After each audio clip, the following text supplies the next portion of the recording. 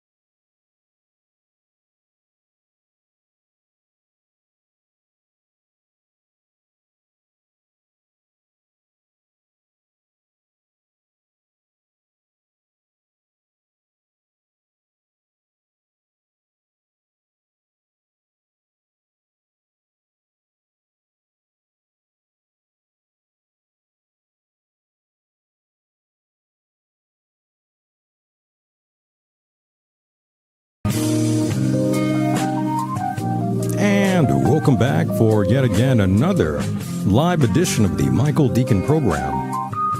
Good to see you out there. Good to know that you are still alive and well and you have not died.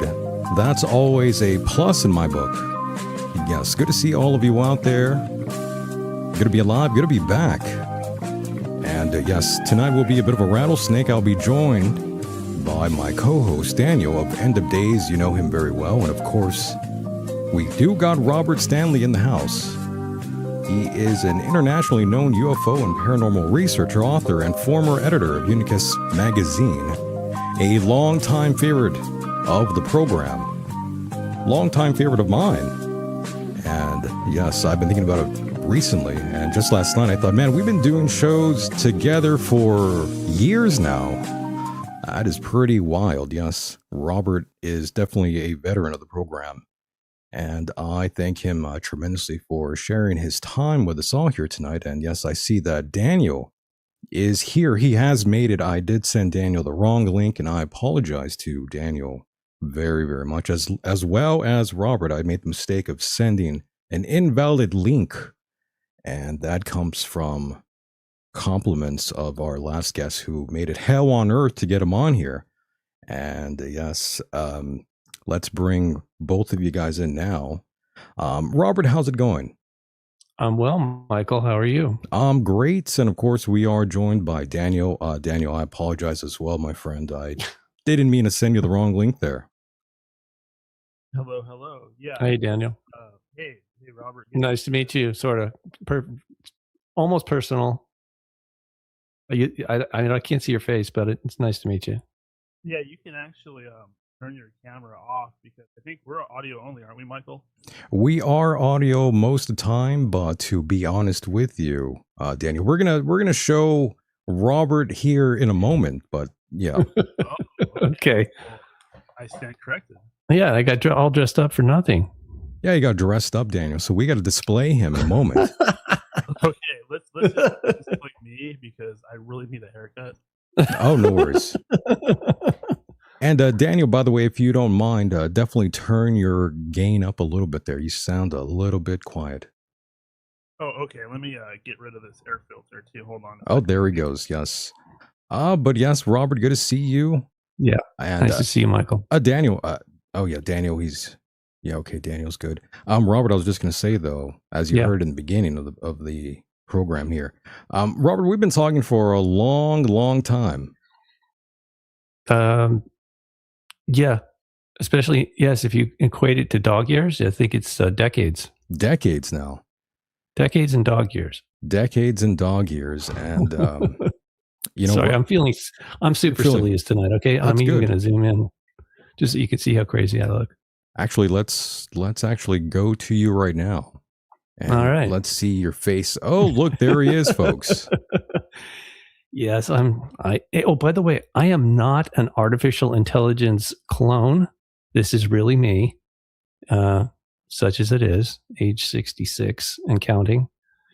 Yeah, this is what I look like. And yes, it's me. It's not it, and that's starting to piss me off, Michael. I know we've talked about it before, but I'm really annoyed by the people that are putting out content that looks like human beings talking to you, and it's not. Oh yeah, there's a lot of that out there. Yeah, increasingly. I know we said that before, but now it's just saturated and it's just so stupid. It really pisses me off. Not that it matters. Really cool stuff out there. I mean, cool is subjective, but they've got entire movies on YouTube completely AI. Yeah. I'm at YouTube. The people that are, I'm a doctor. No, I'm a dentist. No, you're not. You're an AI clone. It's just annoying as hell. So, Daniel, your gain is a little over the top now. I'd say you're a little slightly distorted on my end. Do you hear it, Michael? Oh, he's super low. Yeah. Sorry, I screwed it up. No, it's okay. It happens. It's all right. I might have to turn you up a little bit myself, Daniel. That might work. Can you do that? Really? Yeah, I just pumped there he volume on StreamYard. That might have been the issue. Yeah, there we go. Okay. That sounds good. Yep, you sound great now. Thank you kindly. Yes, folks. See what happens when you try to do a live show. Things go south, and that's what's going on right now. Things are going south all over the place, Robert, and that's kind of where I wanted to begin, because I don't think people understand how strange this moment actually is. Not surface level strange, not we have had a weird news cycle before strange. I'm talking about the kind of strange that only shows up right before something breaks. That sort of deal. It sure feels like it. Yeah, like a consciousness of earthquake of consciousness quake. Yeah, I don't know what you want to call it, but it's yeah. We're gonna have to invent some new words. Okay. So we are officially not in Kansas anymore. The government has admitted that. Right, that these guys supposedly exist. I'm trying to do this. Okay, guess who's coming to dinner? These are our not so new neighbors. I like that. For people who can't see that, it was somebody put together an illustration based on information that's been out there for decades, and I've been reporting on it. Allegedly, 4 different groups of aliens that are visiting us, even though visiting isn't really the word I would use. They have bases here, so that's more than just visiting, right? They're based here. One of them is insectoids, like the praying mantis. The other one is reptilian or reptoid, humanoid. And then there's the small grays. Let's see, was that? Yeah, they show the small grays.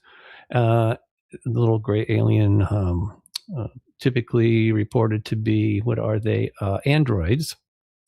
And then you have humans, or they're trying to categorize them as Nordics. Although they could look like any other human, because guess what? They're human. They're human, but they don't live among us openly and say, "Hey, I'm not exactly you. I've got access to technology." They don't want us to know exactly where they're from, but clearly this is being admitted increasingly that they are here.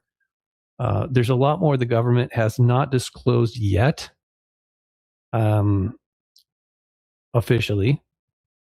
And if you really want to know more about that, I suggest you go to my website and download my books. At the top of robertstanley.substack.com is an article or a report called "You Can Handle the Truth." And these groups are in Washington, D.C. proper. They're going in and out through artificial wormholes that they generate with their craft or some other technology. And I documented that from 1850 to 2011. I'm working on a third book. I don't know if I'll ever finish it. I could get disappeared. Why do I say that? Not to be dramatic or anything, but so you know what happened on January 6th at the Capitol, right? Everybody knows. Sure. Yes, of course. Most of those people went to jail, right? And they they weren't given due process, in my opinion. So what I didn't know is when I started my investigation of UFO activity, specifically July 16th, 2001, or 2002. Yeah, July 16th, 2002, in the middle of the night, a squad or a fleet of these craft. They don't look like standard spaceships. They look like orbs, but much larger. And they flew over the Capitol. One of them landed on the Capitol roof. And those photographs were then authenticated, and I published an article. And that's when the first military helicopter showed up in my house. So I'm telling you that because just like the people at January 6th at the Capitol, when I did this in 2005, I published the first article, July of 2005. I became what they call an enemy of the deep state. I was targeted as designated as a national security threat. Did they land in your yard? No, but they could have. What they did was they came to my home and they circled around very low, like right over the roof. They were doing this, and then when I came out of the house, they were literally hovering over the driveway over my car. Oh shit! Yeah, that's what I said. And it was so loud, though. I mean, blowing stuff all over the place. And I'm looking at this, going, "Whoa, what in the world?" I just was in shock. And then they raised up a bit, and then they went down the street, and they did a 180. 180. They turned around, and then they came back up the street. And I had run into the house and I grabbed my point and shoot camera, and I took a picture of them as they were leaving, just to show people what it looked like. But there's no way for me to adequately describe what it was like to be face to face with a black helicopter. Even the canopy was blacked out. I couldn't see who was in there. Not that it would have mattered, But anyway, they did that because I had published. This was like 10 days after I published the article with the pictures. This is a really brief article, by the way, of the pictures of what I described, the event at the Capitol on July 16, 2002. So inadvertently, I had really, they weren't just mad at me. They put me into this category. It took me a long time to understand what I'd done. It was unintentional, but that doesn't matter. Ignorance is no excuse for the law, right? They have their own laws that they put into place that are extra constitutional. And in 1952, when all that crazy stuff was going on in Washington, D.C. and across the country, especially on military bases with these things showing up, and they were chasing them and shooting at them, and our planes were getting knocked out of the sky and stuff. By 1953, when the CIA convened something called the Condon Report or the Condon Committee, they in Colorado, they came to the conclusion officially that these UFOs and their occupants did not pose a threat to national security. However, the public's perception of them did pose a threat to national security. So that's the kind of justification that they use behind the scenes. That, and also in the 1950s, I forget the exact year, but when NASA was receiving its charter, there was a think tank in Washington, D.C. called the Brookings Institute. And they put this report, this briefing out to NASA saying, when you develop a unmanned and manned space program, you are going to come across extraterrestrials and or their artifacts, and we are telling you, do not report this to the public because it has the potential to destabilize society. And they named two groups specifically that were going to lose their minds according to this briefing. The first was the first one was the most sensitive one, was scientists. The second one was people that are religious, religions, whatever, groups, religious groups. Yeah. Okay. And they're still operating. What I was told when I was doing my investigation starting in 2005 was that the people in the deep state are still operating under that assumption based on the think tank report or briefing. It's called the Brookings report. Correct. Anybody can Google that.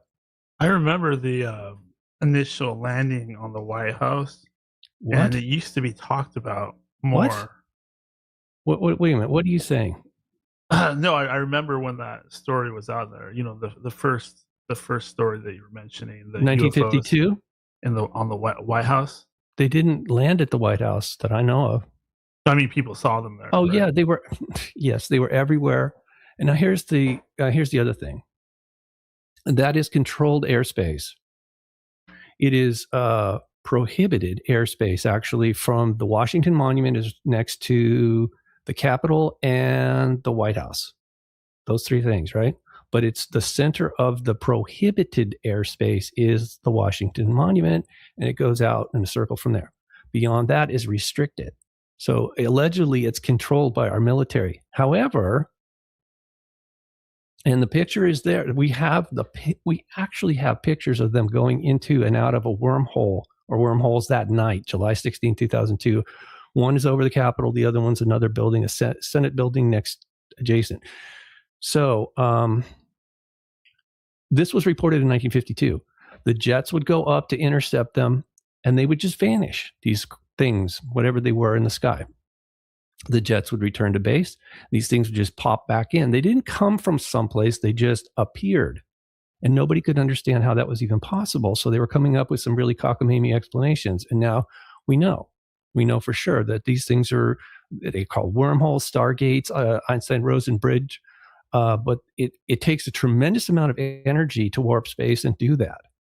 You know, and as far as I know, we're the only ones that have, all right, so here's the other thing. I was contacted by Daryl Sims. I know he's still around. For whatever reason, he doesn't want to communicate with me. It's fine. What do you mean? But he had sent me this email.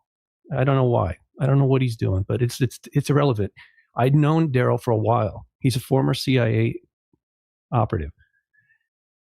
I met him through, Dr. Roger Lear for the implants stuff. That implant, you remember? I do. Lear was taking. That was in California. Actually, it was in Thousand Oaks. I met Dr. Lear at a MUFON meeting, and he introduced me to Daryl Sims. But anyway, fast forward, that was many years ago. Fast forward to 2005, I get this email forwarded from Daryl saying, Robert, do you think that these pictures taken at the Capitol on July 16, 2002, do they look like Photoshop? And I'm thinking, well, I can't tell you if it was good Photoshop. If you gave me like the original file, it might have metadata in there when it was manipulated, but that's a digital. So the thing that really got me was I was looking at this in May of 2005. The pictures were taken in July of 2002. And I'm thinking, if this really happened, for sure there should be, people be talking about it. That's a big deal. Just like in 1952, right? 50 years earlier. People were seeing things like that and photographing them a lot. But all those photographs were confiscated, by the way. Do you know that, Daniel? Except for one. Well, this is where I'm kind of coming from. I have a Go vague ahead. memory of it. But Say again? I have a vague memory. Okay.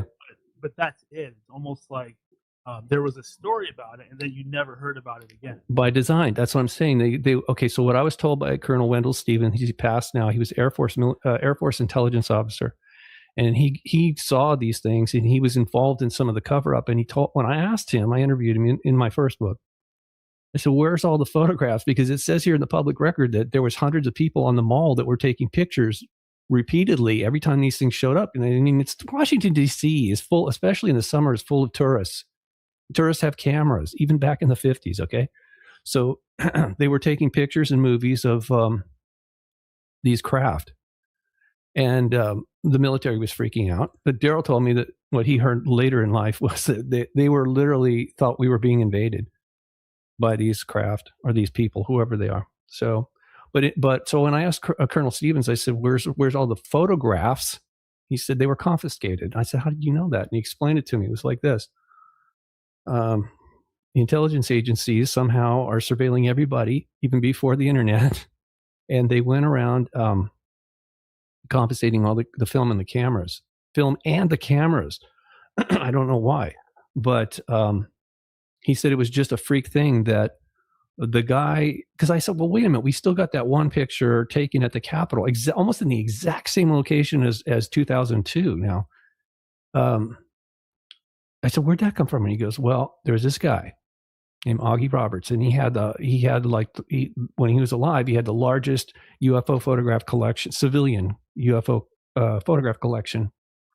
He was located on the East Coast. He said what happened was a reporter had come to Augie and given him a copy of the photograph that this news photographer had taken that night. And this is before the military showed up and grabbed his negatives and the camera. He had made a copy. Now, he didn't tell him that he had passed this on to Augie Roberts, who then in the 60s, it surfaced for the first time, and people tried to debunk it, saying it was lens flares, which it's not. It's definitely not that, because, hey, don't you find it a little weird that those lens flares happen to actually match what people were seeing on the ground and what the radar operators were seeing on their scopes and what the pilots were seeing when they were going up to intercept? It can't be lens flares. No. So... Not at all.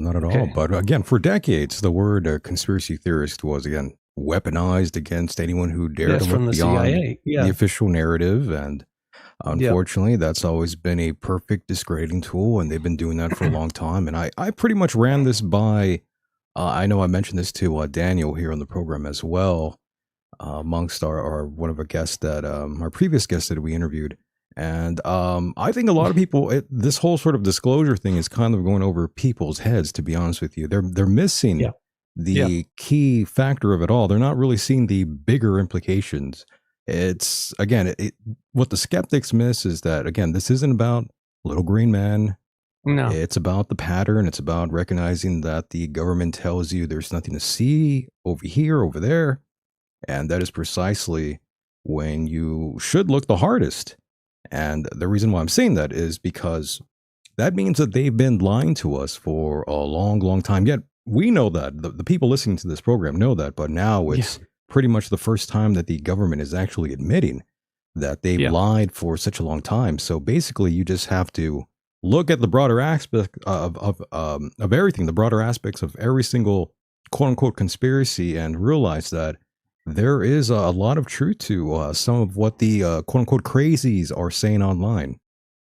Yeah. Okay. So we touched on this earlier, Michael. For the people who are new to disclosure and think that there's nothing to it, this is what I have to say. Sorry. Exactly. I don't know about exact, but that was close enough. Close enough. I was raised during that era, so I can't help it. It's not funny, but we should still laugh at the fact that they lied to us for this many decades, and now they're telling us the truth. It's a little, it's a little weird. It's a bit of a joke. Yeah. What, Daniel? Can you can you guys hear me a little bit better? Yeah. Oh, a lot better. Whoa. No, you're good. Trust me. I'll adjust you. Okay, cool. You're good here. Okay, I'm not touching you. Wow, Robert. Yes. I was back about 5 years ago. I was getting really into your website. Oh, sorry about that. Yeah, and so one day I go there and I see a message that you were being harassed or hacked. Yeah. Would you be so kind as to delve into that a little bit? Yeah, well, like I said, it started in 2005. I published that first article with the pictures of them swarming over the Capitol, even landing on the roof, which should have never happened. And that's when I got the first visit. That's what's motivated me to look deeper into it beyond, well, I knew about 1952, but that's so what? I mean, that could be a coincidence, but that's where I started. And on the internet and elsewhere, I have a pretty decent library. I was looking back into it, and then I started a file, and I was like, wait a second. it started in 1850. That I never heard that before. So I kept digging till I had over 100 reports in this one file, and I said, "Wow, nobody's talking about this." And of course, all the reports are scattered around at different websites and whatnot. And eventually, very quickly, I ended up having over 200 reports from 1850 to 2006. Yeah, and that's when I published the first book, and I went on Coast to Coast with George Norrie in December. And right after the show, my website was hacked. And what was weird about it, they took down the pictures. All they did was they took off the pictures, and someone emailed me, and they said, "Robert, where's the pictures?" And somebody took them off. All right, well, I'm my own webmaster. I'll just upload them again. I'm thinking, right? Nope, I couldn't get in. I couldn't FTP the files over to the server. So it was the middle of the night, and I waited till the morning and called that company that the web hosting service. And I said, "Hey, can you help me get into my website?" And after a few minutes, they said, "Wow, we've never seen this before. We can't get into our server where your website is. Somebody locked us out of our own server." I don't want to go into the whole. Well, that's a little unusual. Oh, it's beyond that. They were freaking out. So I had to move my website to, this was, again, 2006, December. Well, spooky details. Yeah. So I moved my website to a different, I asked a friend, again, another guy that doesn't want to talk to me now, but that's okay. It's funny how that happens. But so he introduced me to somebody in a British guy, and turns out he was more than happy to host my website because he was reading all my emails for years. What? So yeah. So eventually, this guy was, man, I'm telling you, there's some weirdos, to say the least. But it's not just oddballs. This is very well, or it's called, okay, we call it organized crime, but it's not just people doing it. There are these extraterrestrials. And okay, so I should look, Daniel, if you saw my stuff, but for people who haven't followed my work, it's like this. I started having close encounters back in Malibu, where I grew up, back in the 80s. Other people were seeing them even earlier than that, but for some reason they started to take an interest in me. It could be because I was hanging out in the mountains near Point Mugu Naval Base. But the bottom line is, I became curious about, who is this? Why are they following me around? What is their interest in me? And why do they have to be so standoffish? Like, it's like if you see somebody driving by your house frequently and they don't stop, but they're like staring at you as they drive by, and you're like, well, who in the hell is that? And so I started to get really concerned that whoever these people were, it was an unhealthy obsession they had with me, and I couldn't figure out why. I made it my business to know more about them as much as humanly possible. And obviously, I'm not the only one that they were following around, studying, or whatever they're manipulating. I haven't been abducted as far as I know, or probed or whatever. But these people that went missing recently, I don't think they're coming back. Which people? Yeah, I don't think. Well, the scientists. Oh, those. Yeah, they're gone. Yeah, they've been erased, Robert. Yeah, but not in the conventional sense, Michael. Well, that's true. They disappeared. Yeah. They disappeared. And for people who don't know what we're talking about, Google this: missing 411. The retired detective's name is David Paulides. Most people know who I'm talking about. Oh yeah, Paulides. He's a big name. Yeah, but he wasn't for a long time. People didn't take this seriously until recently. Okay, so how is the government going to explain that to us, that these visitors have the ability to literally abduct people, make them disappear? I knew about this for years because I was told this by people involved in it, that some people are abducted and never returned. You could actually Google this too while you're at it. How many people go missing in, let's say, 2025? I didn't do it because I don't want to know. It's a lot. And I'm not sure they're even reporting the accurate numbers, to tell you the truth. But it's a huge amount of people go missing every year. and they don't, and their remains are never found. Right. And some So- accounts are for serial killers, that sort of deal, Yeah, but yeah. not No, not the majority of them. Some of them are just No, very, and it's been going on. you know. Yes, it's been going on for a very long time. So especially in places where what they call a hotspot, a hotbed of activity for UFOs and or cryptids, including giants, and that would be the Solomon Islands.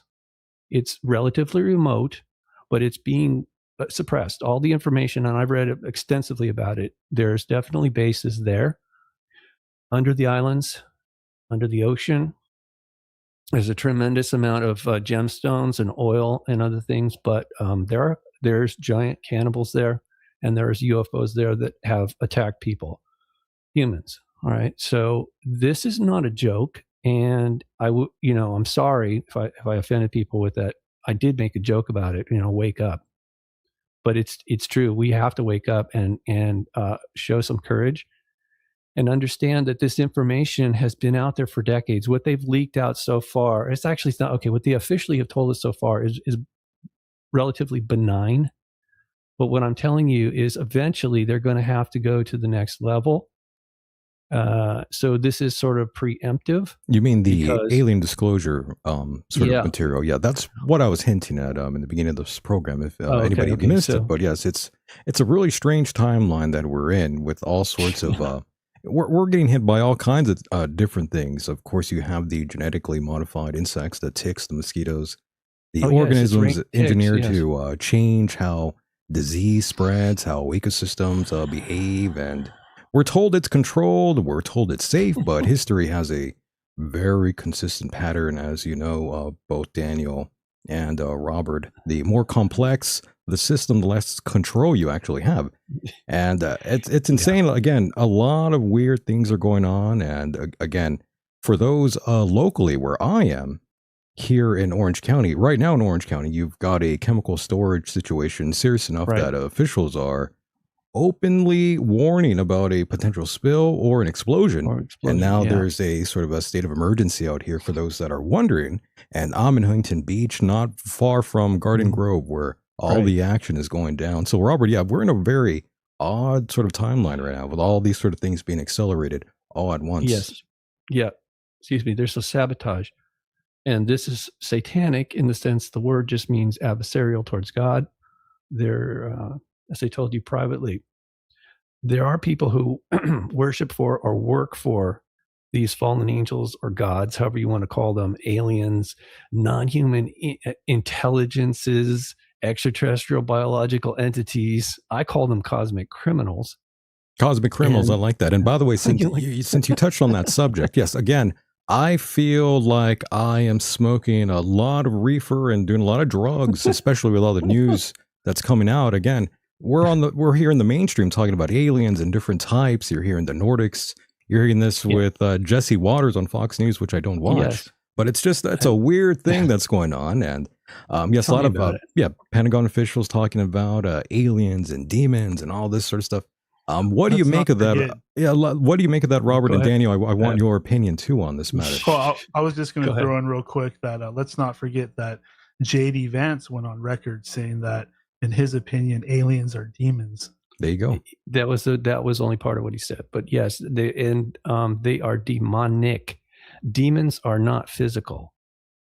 Okay, they're spirits. They don't have physical bodies. However, they can interact with us, and that's where possession comes into play.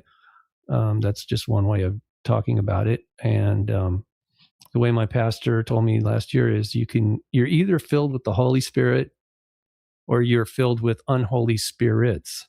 And that's where demons come into play. And they are prone to manipulating us on behalf of the others who have fallen. In other words, there's a hierarchy. There's a system in place. And they know exactly what they're doing. But to encapsulate it into one word is misanthropic. They hate humans. They hate us because we were created in the image of God. And they can't stand that because they know that they're ultimately good. We're going to judge them, actually. I didn't understand this until recently. When judgment comes, there's no negotiating. You're not going to be able to hire a high-priced lawyer to lie your way through this. And those of us who've been harmed, which is most all of us, have been, when we sit in judgment as witnesses against them, these fallen ones, it will be extremely damning because we have standing. We were there. We're here now. We're experiencing it.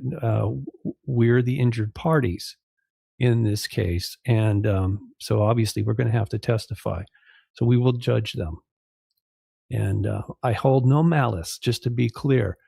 I understand why they're doing what they're doing, but I also know where they're going to end up. It's not a lake of fire. It is a supermax prison outside of this universe. It's the way it was described to me is like if you took a sun, a very large star, and cooled it off and turned it into a facility to house souls that can never be destroyed. God made them immortal. And this is the plan. This is the containment plan for them. Once they've been judged, they will end up there forever, and we'll never see them again. We have to be separated from them because they're irredeemable. Understood. And that's not my judgment. All right. So anyway, sorry. Understood. I'm going to get off my soapbox. No worries. Now, no worries. And by the way, the whole time we've been showing a compilation of different videos that were just released. And by the way, Robert and Daniel, I wanted to get your take on this, Daniel. However, we are joined by a caller. I have no idea who this is. It could be anybody. But let's take this. It's a mystery. Caller, you are on the air. How's it going? Michael. Is this Jim Fetzer? Michael. Yes, sir. Oh, God. I'm calling you from my UFO. Michael. UFO. A UFO? Yes, flying Jews. UFO. It abducted me, Michael. Now this insectoid alien is looking at my cock like it's something magical. Oh my goodness. Jim, Michael, my God. Michael, what is going on, Michael? Jim, how dare you? See, I started this with Cheech and Chong, and now it's getting to, it's gone to the far side. Well, Jim, he's a guest here on this program. We love Jim, but he's very animated tonight, and unfortunately, Jimmy James and the Blue Flames. Yes, all right, Jim play us a song. Mike, I took too much DMT, Michael. You took too much DMT. I understood, Jim. I love you a lot. It's okay. I'm in those realms right now, Michael. I could be in a hole. I could be in a UFO. I don't know where the fuck I am. Oh my goodness. He doesn't know where he is, Robert. I'll pray for you, Jim. We'll pray for you, Jim. Well, what are you going to pray for, though? We're gonna pray for all the good things in the world to happen to you. Your deliverance, my friend. Yes, that too. Does that even work, Michael? I think that's just pretend. Well, there's some people that they say it works. Some people aren't very religious at all. Robert I know it works. Believes in it. Mike, I've been experienced praying, but nothing changes. Nothing changes, Robert. That's what he's saying? Changes. Oh say my again, goodness! What did he say? He's saying that nothing changes. Basically, is what he's saying. Yeah. Well, until it does. Right. We're not in charge here. Come on, guys. Look, I didn't create myself. I didn't create this planet. I didn't create this universe. Someone else did. And I think you should know that it is a person that is multidimensional. We call him God or the I am or creator or father. I mean, I think this guy's talking out of his ass, Mike. The aliens created us millennia ago to be their slaves. Stop. Just stop it. Just stop it. Your Anunnakiism. Fuck you, Jim. Sir. We were created fuck you, Jim. Neanderthal. Fuck you, Jim. You're a jerk. Fuck you, Jim. By alien fuck DNA. you. How do you not know this? Fuck you, Jim. You're an idiot. You're a useful idiot, Jim. I'm trying to. Hey, look, I'm trying to be nice to you now. Fuck you, Jim. A child. You're being fuck a child you, Jim. right now. No, you're being an idiot. Sir, I wish you would look back in history and you'd see the alien manipulation of the human DNA. Oh, give me a break. My goodness, Jim. How dare you? I think we just captured the best soundbite of all time. Cancer on this planet, sir. Oh, Jim. Oh, yeah, there we go. So you're a misanthrope. Fuck you. Oh, my goodness, Jim. Oh, does that make you to feel hell. Better, sir? Go back to hell where you belong, Jim. James, sir, whatever your name is. This planet was made into hell by the humans. Yeah, right. Okay, you and Stephen Greer. Sir, is there a reason God. why a baby takes 3 or 4 years to develop, even to know its surroundings? But a natural baby can fall out of an elephant or a giraffe and know exactly what to do on this planet. Yeah, okay, whatever. Here, You're sir. related to monkeys, Humans Jim. are You not obviously natural are. to this planet, sir. Go fuck yourself, Jim. Sir, that's not going to help anything. My jizz in your face is not going to Oh my help goodness, anything right now. Jim. Come on. Yeah, whatever, you jerk. Oh my goodness, Jim. I'm sorry, Robert. He's never No, really. it's okay. He's It's never okay. really this. I knew this was coming. I knew this was He's coming. never this over the top. He's just a useful idiot. This guy's a Sitchinite. He's an idiot. He might be into Sitchin. Misanthropic This is true. Idiot. Yeah, Okay. I think what we're touching on is really important, however, in this discussion we're having. I think that we've hit upon the crux of what this is all about. This doctrine, if you want to call it that, this It's idea dogma. that It's alienism or Anunnakiism, Sitchinites. You guys are all a bunch of useful idiots that are going to use this narrative. You're going to parrot the narrative. That your stance is real, sir. Oh my goodness. You have no proof. Well, no, it's not good enough for you because you've already made up your mind, James. You've been brainwashed, my friend. I knew Sitchin. You know what? Shut up, James. I knew Sitchin. You didn't. He was a phony. Does that mean if he you know wrote somebody, fiction. you know how the humans were brought here, sir? Do you? Humans are brought here to this planet. Prove it. They're Prove not it, James. from here. Prove it. Prove it, James. Prove it. Where's your proof? Look at your Where's your surroundings. We manipulate the environment to non-natural whatever. constructs. Yeah, sure, James. Well, you're welcome. I'm sorry the truth hurts. Oh my goodness. No, Jim. your ignorance is what I'm. Your ignorance is what hurts. You calling somebody ignorant, not knowing the realities of life. It sounds pretty ignorant to me. All right, whatever. Well, Jim, all right, whatever. I guess we agreed to disagree here. Whatever. I first have to call you names, and then I have to say whatever. Oh, Jim. Yeah, well, you brought it on yourself, my friend. My goodness. I brought this 400 pounds on myself. Well, yeah, you did. That's pretty true. He's kind of a big guy, by the way. No, Robert. that was KFC. Well, that too. It played a part of whatever. it. Well, Jim, I still pray for you, Jim. Yeah, well, we pray for you, Jim. I pray for this giant steak in front of me because it's about to be dismembered. Oh my goodness. Well, that's good. We appreciate you, Jim. Thanks for the call. And yeah, that was Jim. All right. Sorry, very colorful guy. I wasn't overriding my mic. All the levels were right off the chart. I was no worries. Screaming at the guy. No worries. It's all good. He wasn't listening anyway. I just yeah. Well, he was very. You got him fired up. That's why. Well, he got me fired up a little bit, yes. But you know, it happens. You know, these issues. You get a little colorful sometimes. It happens. Well, no, I knew this was coming. I was already warned that somebody was going to pull this stunt because that's what the narrative is. That's what they're telling us. That's what they allegedly. You saw it in the news, all over the internet. That our pastors have been approached by some government agency, right? I'm seeing that story too. I'm sure Daniel saw that too. Yeah, because it's true. They want us. They're pushing this narrative that the aliens created us. They brought us here. They created us as slaves to work in the mines, and also for our women to be their whores. You know, this is retarded. You know, and again, I'm sorry, but if people don't know what the word misanthropic is, you should look it up. I didn't make this word up. Right. It means it's someone who hates humans. Jim is definitely misanthropic. Anybody who's he's a scholar, by the way. He's an atheist, care. most likely. He's a professor or was a professor, so most likely, he's got a little bit liberal tendencies, So yeah. But okay, so great. He's indoctrinating the students. Well, not to that regard. He was not talking about that when he was active, by the way, for the record. Okay. Well, this is what they teach in school. They teach that's what nowadays. Back then, he wasn't doing that. It's a theory, just like the Big Bang is a theory. When I asked him for proof, he didn't have any. Just an attitude. Well, the Big Bang is basically just saying everything showed up out of nowhere. That's pretty close. That means just all that's saying is they don't know where it came from.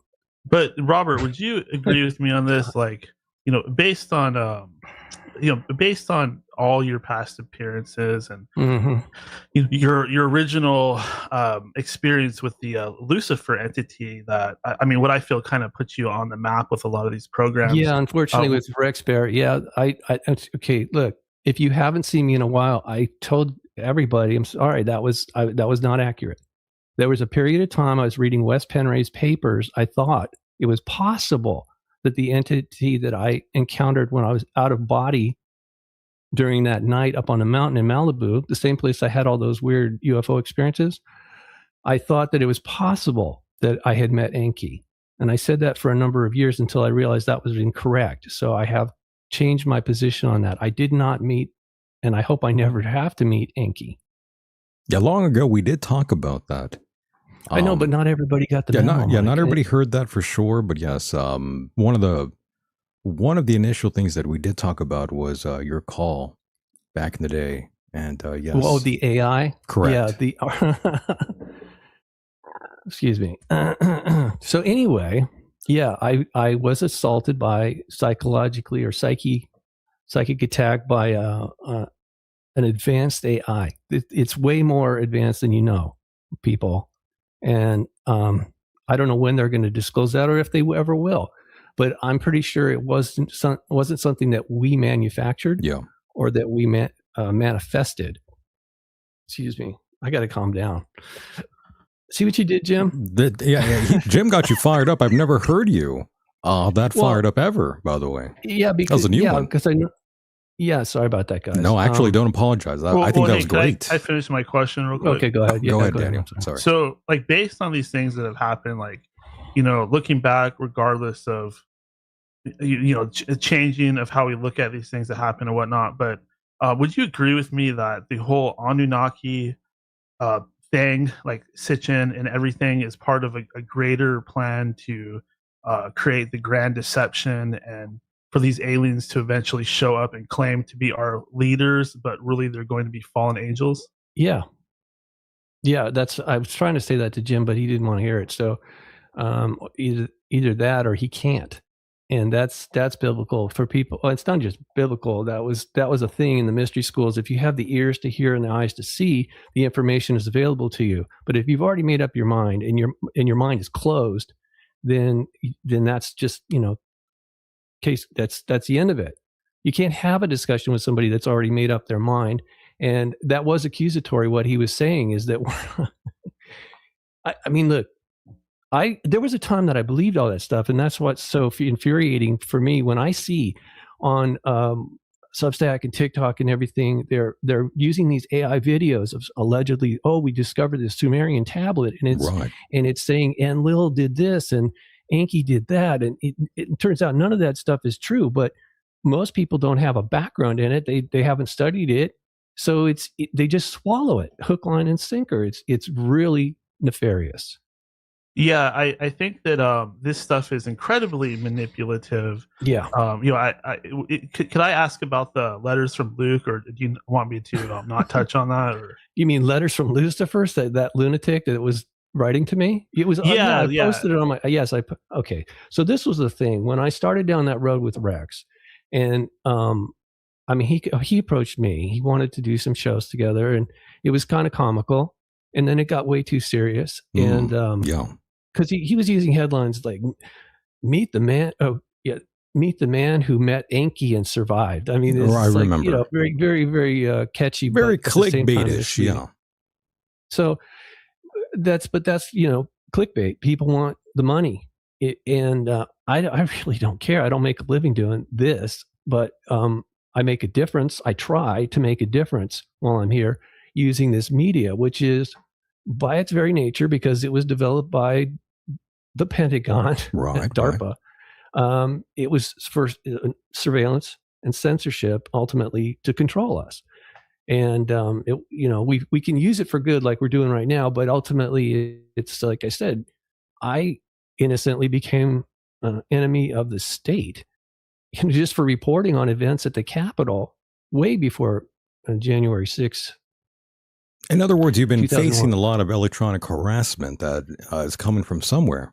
and spiritual. And spiritual So something harassment. something told me about this was going to happen tonight anyway. And I thought I was prepared until I got into the, it was a shouting match.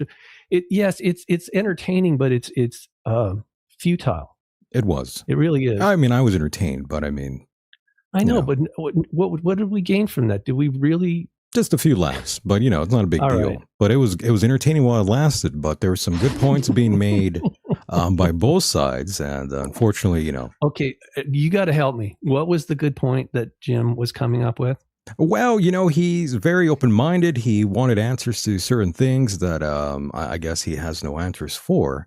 I think if he maybe revised his whole approach on this thing, it would have gone a lot further. Okay. Anyway, Jim, if you're still watching, I'm sorry I cursed at you. Now, don't say sorry. That I thought that was great.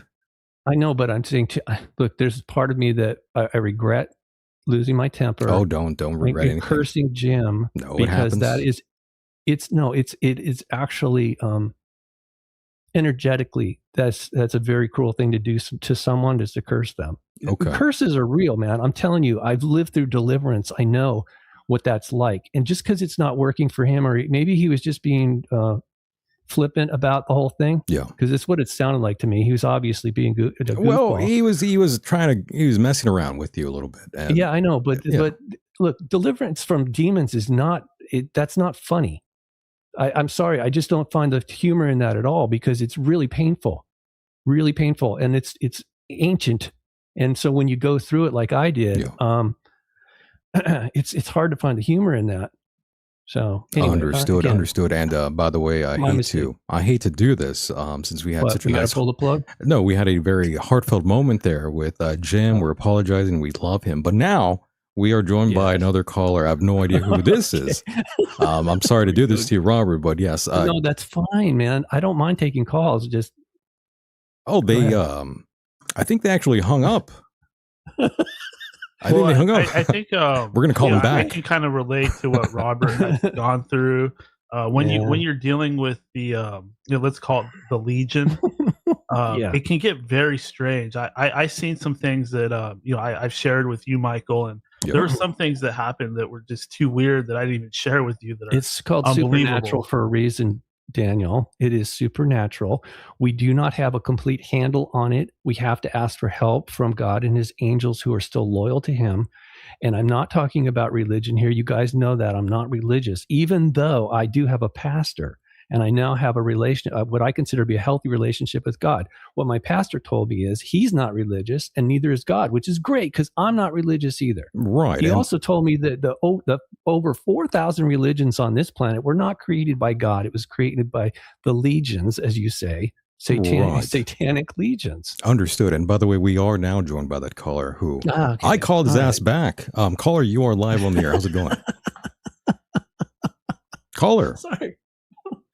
It's okay. I won't curse you. I promise. Caller, we're waiting on you. Okay. Caller, are you alive? No, they were abducted. I know we got somebody here. I think we are joined by a different caller here. Caller, can you hear us? Yeah. Hello. Hear me? Oh, good evening, gentlemen. Hey, how's it going? Hello. Hey, it's going good. How you doing? Good. Did you have a question for? Not me. Don't ask me. I was wondering if Robert could answer, how big is God's cock? Oh my goodness. Okay, here we go. Oh my Hi, Jim. goodness. Nice of you to call. I don't think that was Jim, by the way. That's not Jim. That's somebody else. Oh, you must be Jim's boyfriend. This is a different area code number. We have to drop that. Whatever. I mean, that was way too graphic for me. I'm offended. It's whatever. These people are obviously they're offended by what we're talking about or the way I'm presenting this. And I knew that would happen. Do you think these people are possessed by something? Yes, they don't even know it, because that's how. Look, I've been reporting on this for decades about how spiritual parasites are real. You call them demons or whatever, but they get into our psyche, and they can manipulate us because we do not protect ourselves properly, and we don't know how to rid these things from ourselves. So that's why I ended up getting help. and I've met some very interesting people along the way. But this is, it goes back thousands of years. That these spirits, these demons, are the remnant of the Nephilim that were destroyed during the flood. So they're pretty upset with us, and they like to mess with us. They love to manipulate us and cause us to, well, specifically, they love us to cause us distress, to harm ourselves or others, because that's how they feed off of that. Like when the one guy, forget his name, he called it loosh. But really what it is, it's a dissonant dark energy that's emitted by our DNA when we're upset or physically or emotionally upset or injured. Our body emits something that a dark dissonant energy that they can then feed off of, because they're no longer connected to God. And that's their own choice. That's not a judgment. That was their choice. I agree with you on that. And somebody named Dr. Detroit in the chat room, he's saying, what is the best place to see this at UFO, UAP stuff? And I would say the best place to see this is by the ocean. Oh, really? Yeah. Typically that's been admitted too. It was kind of shocking to me that they're finally admitting that they do have bases under the ocean and that their craft can move at incredible speeds, stuff that we cannot achieve. Right. And I saw something off the pier, by the way, just a couple months back, or late last year, off the pier over here in Huntington Beach, by the way. Wow. Me and a group of people saw this thing around 9 p.m. This thing was moving in a way that nothing humanly should move, by the way, Robert. And we saw this thing going up and down, zigzagging, doing all this crazy stuff, and then shooting off into the distance and disappearing, basically. And I saw this with a group of people, and we were in awe. I didn't even record, and I had my phone on me. I just couldn't believe what the hell we were seeing. Yeah, well, get used to it. That's the new normal. Yes. That's what they're, there has to be a reason that they're disclosing now, right? Well, that's the other thing I was getting at, is why is it being so accelerated so quickly? Why are we seeing this as a distraction from the Epstein stuff? Is it a distraction from the other bad things that plague this country? And by the way, really quickly, I forgot to ask Daniel this question. Daniel, I know we mentioned, we're mentioning demons and all this sort of stuff. Is that what you believe these things are, Daniel? Well, in relevance to the conversation, as I've told you, I had a very, very strange experience with, the Lucifer Enki entity that it called itself, and found my way. Somehow it led me over to Robert's website back in 2020 when COVID was hitting. And it escalated from there.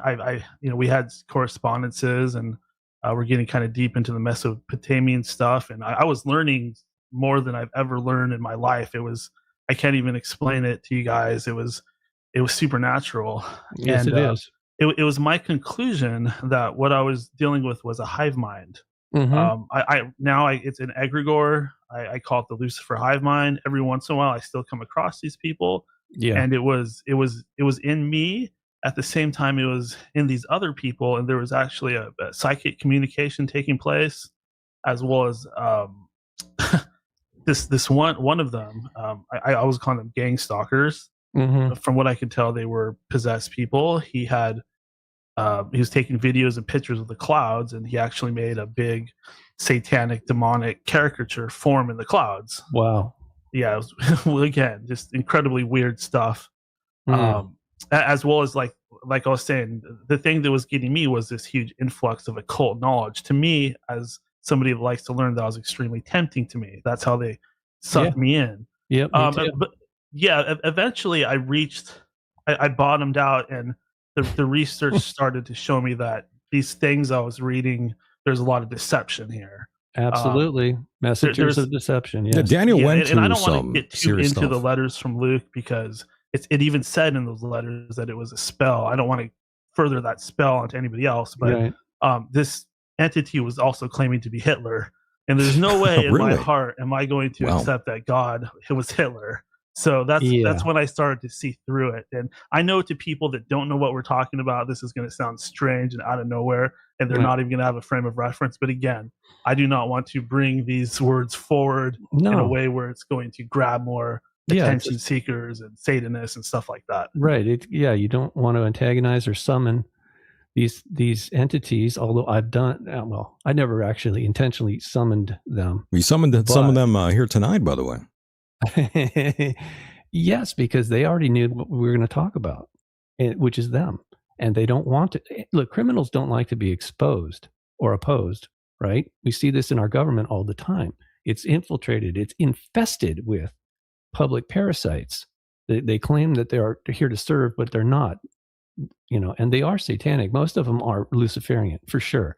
And they also practice Kabbalah. That's another thing. They never want to tell you this, but Kabbalists have infiltrated all three major religions, and they're pitting us all one against the other. That Jewish magic. Ultimately, no, it's not exactly Jewish, even though they attribute it to Solomon. It's actually older than that. But the bottom line is Canaanite.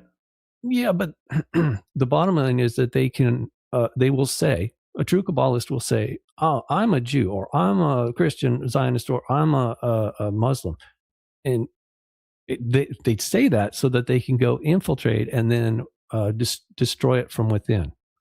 And so the reason is they want to initiate ultimately this one world religion that is theirs, and that's why this is so dangerous. This alienism, this Anunnakiism, this Sitchinite type of thinking, which is totally fiction, by the way. Anybody who's read the book of Enki, you should look at the beginning of the book. It says, this is what I think Enki might have said. It's fiction. Right. And by the way, since a good example of this, of what we are and all this stuff we're going through right now, going back to the 1950s, the message from the sky people, those that were abducting people back in the Space Brothers back in the 1950s, abduction cases were more about peace and loving. That's what the message that the ETs, protect the world, protect each other, love each other.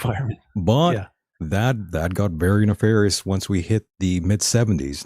That's when the abduction cases were very nefarious. They started telling human beings, the people that were abducting, that they were the gods, that they created us. This is the story that's been going on. The Raelian. I can't say that. Ray aliens, whatever. They were the first ones to really come forward with that kind of weirdness. And then Sitchin, of course, who, again, I hate to break this to people, but he was selected by the Rothschilds, and he was groomed at the London School of Economics. The same school that George Soros, another guy who was just basically nobody that they made into somebody to do their bidding. He's an errand boy. So Sitchin's gone, Soros is still around, but they both have done a lot of damage to society, and it was intentional, and they were just serving their masters. The Rothschilds are really not in charge. They are also puppets, satanic sock puppets of the fallen angels who are in prison here. Right, and that leads us to what is really going on, though. Why the acceleration? Why are they kicking this narrative off, Robert? Well, Can I touch on that real quick? Go ahead, Daniel. Jump in there, please. I just wanted to bring up the fact that I'm very into the Bible now. I find that to be the prime truth, and I'm going to stick with that because we know how crazy some of these demonic doctrines can get. Yes. So in a way to stay anchored, this is my way to stay anchored. But in any case, it does say that there will be a worldwide religion in the last days. And I feel what we're experiencing with, again, a lot of this Anunnaki stuff, the UFO stuff. And I swear I'm starting to realize it has something to do with this Turning Point organization too. Oh my God, yeah. And by the way, hold on, Daniel. Just let me emphasize this and drive it home just for Robert and the listeners. Robert, I've known Daniel here for like 20 years. I've known him forever, and I've seen this guy change so much in the last few years, and I could attest for what he's telling you and the audience at home. I mean, this was a different human being at one time, and he was into all kinds of crazy stuff. The occult, he was very into it, and he's telling a lot of stuff. He hasn't really told like 90% of the stuff he's told me in private about, some of the wild things he experienced. And, I love Daniel, and I'm so glad that he's went on this hero's journey, by the way. He's Yeah. gone through a whole spiritual thing, and it's amazing though to see him come to all this sort of knowledge now and experience, and it's pretty wild is what I'm trying to tell you, Robert, and the listeners at home. Yeah, Daniel's gone through it all. Wow. Well, God bless you, Daniel. Yes, thank you. And I know a lot of people might see me as they might think that I'm coping, or they might see me as primitive. But I'm just going with my experience. Yeah. And I think that you can definitely you're probably the one person that can relate to it, Robert. But Yeah. do you consider yourself to be a Christian? Okay, since you want to do that, I came up with a good answer for that. I'm a highly unorthodox Christian. You know what Orthodox Christians are?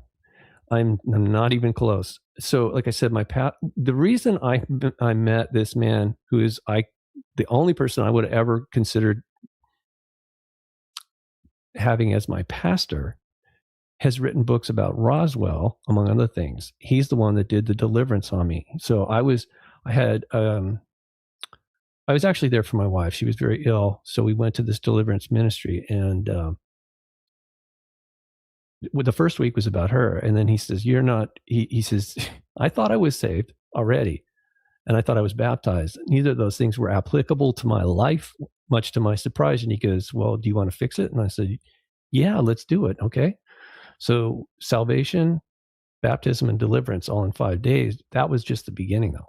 And then I went into very deep Christian dynamics, courses that he had put together, that stuff they don't even teach you in seminary.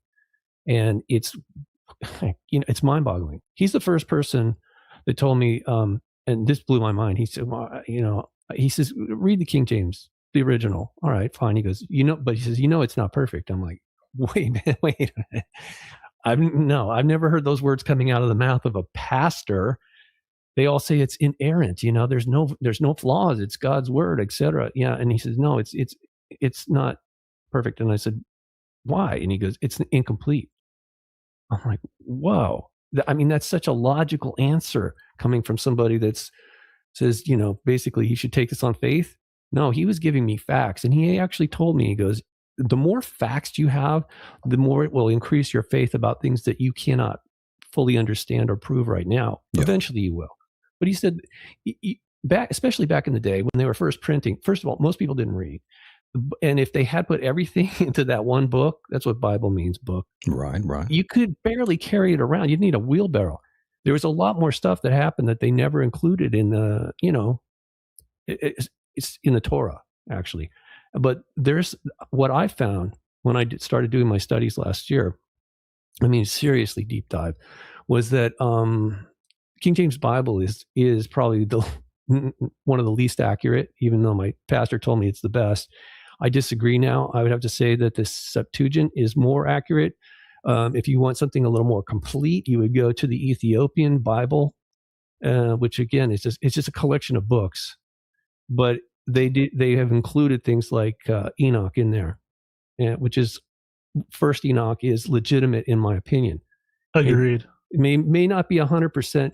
It was his interpretation also, by the way. But my question has been, and I've asked different people about this and studied it, who wrote Genesis?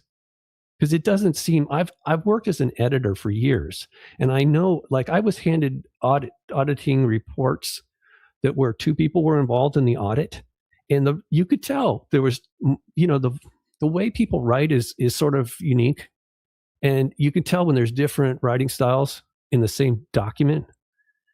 And that's what I saw. That's what I've read. It's clear. So it couldn't have been, some people say, oh, well, Moses was inspired by God.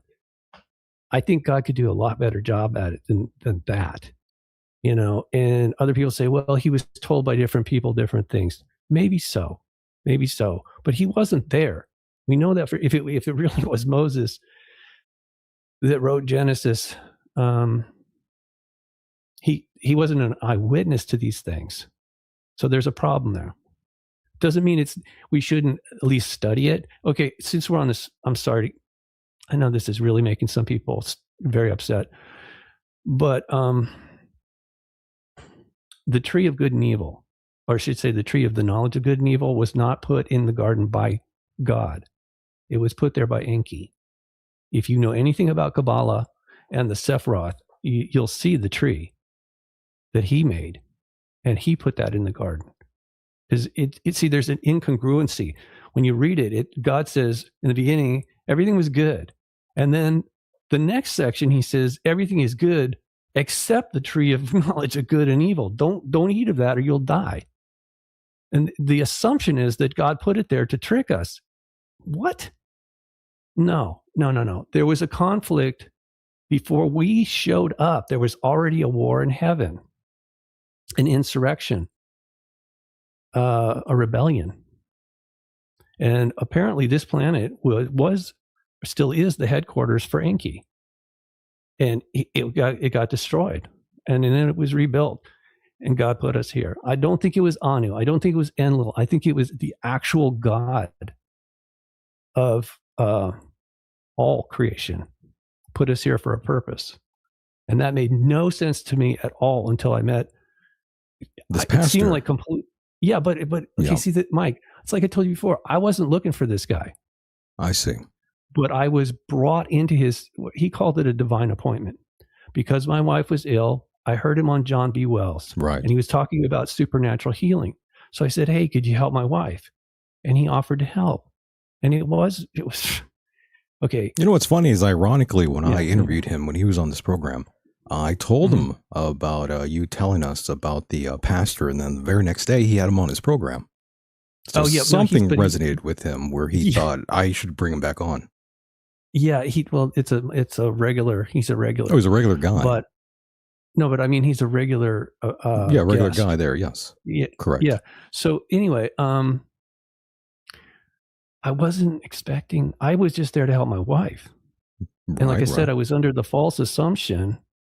This is the thing too. Okay, so he said to me, "Look, you're still living in Satan's kingdom until you repent. In other words, admit that you're a mess and you're afflicted, and ask for forgiveness, and then God will grant you that grace.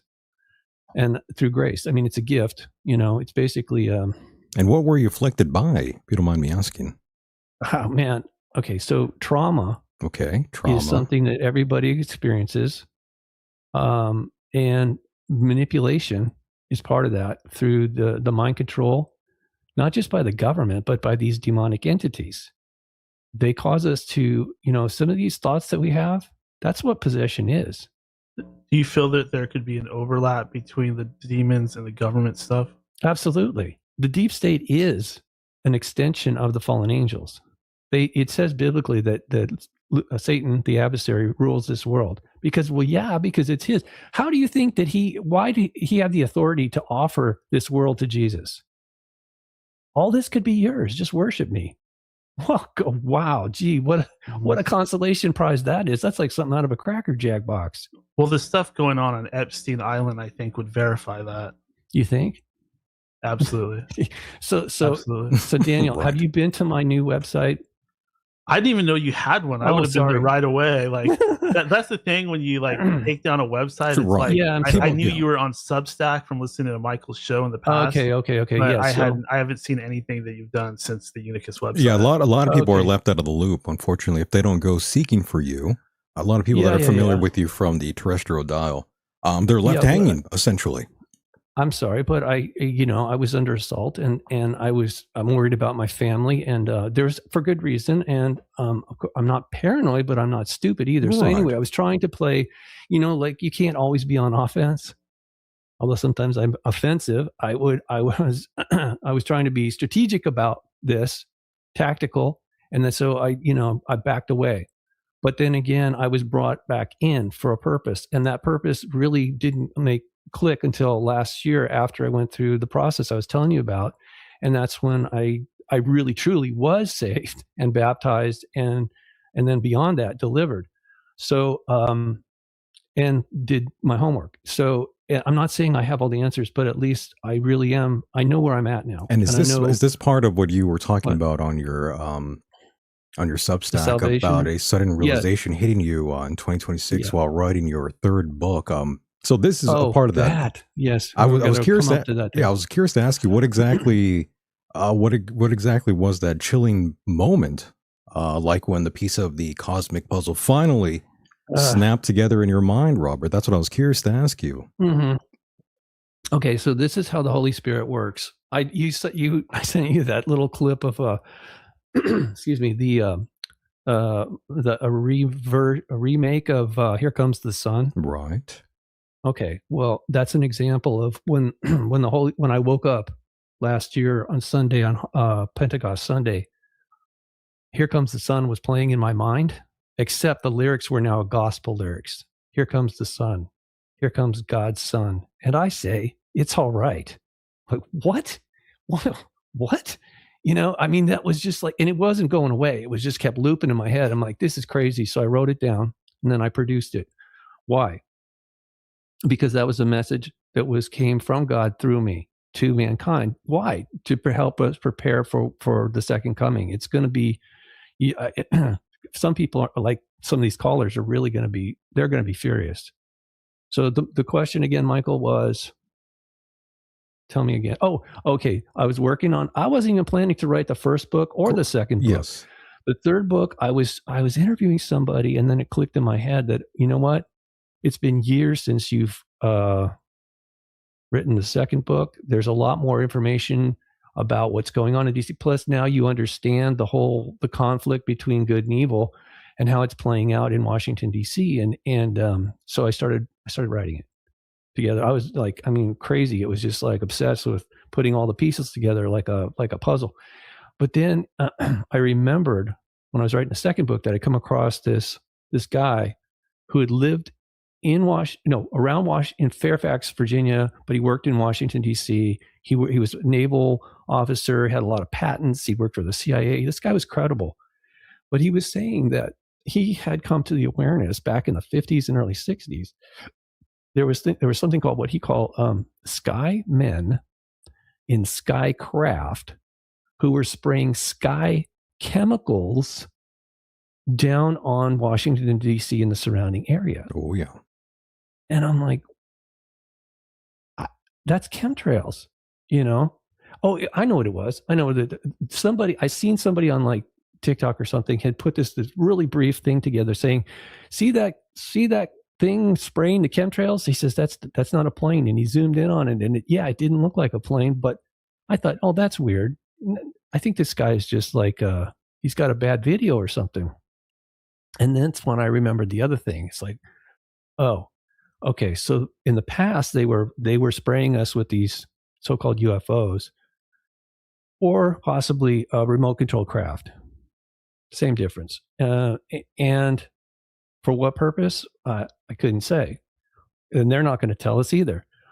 But that's when it hit me again. I'm like, wait a second. I've read this before. I read it even further back. And it's anybody can Google this. It's called the Gods of Eden by William Bromley. That's a great book. Yeah, it is. But chapter 18, he says right in there that they were spraying us all the way back from the Dark Ages, the Black Plague, back into Mesopotamia. That is really interesting. Mysterious guys wearing plague masks. By the way, you just answered a question I had for you. I was going to actually say, how deep does this timeline actually go? And are we looking at a decades-old program or something? Centuries old, yeah. Yep.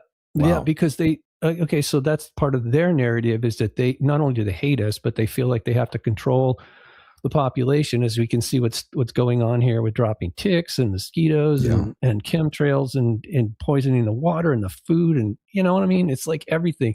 They don't.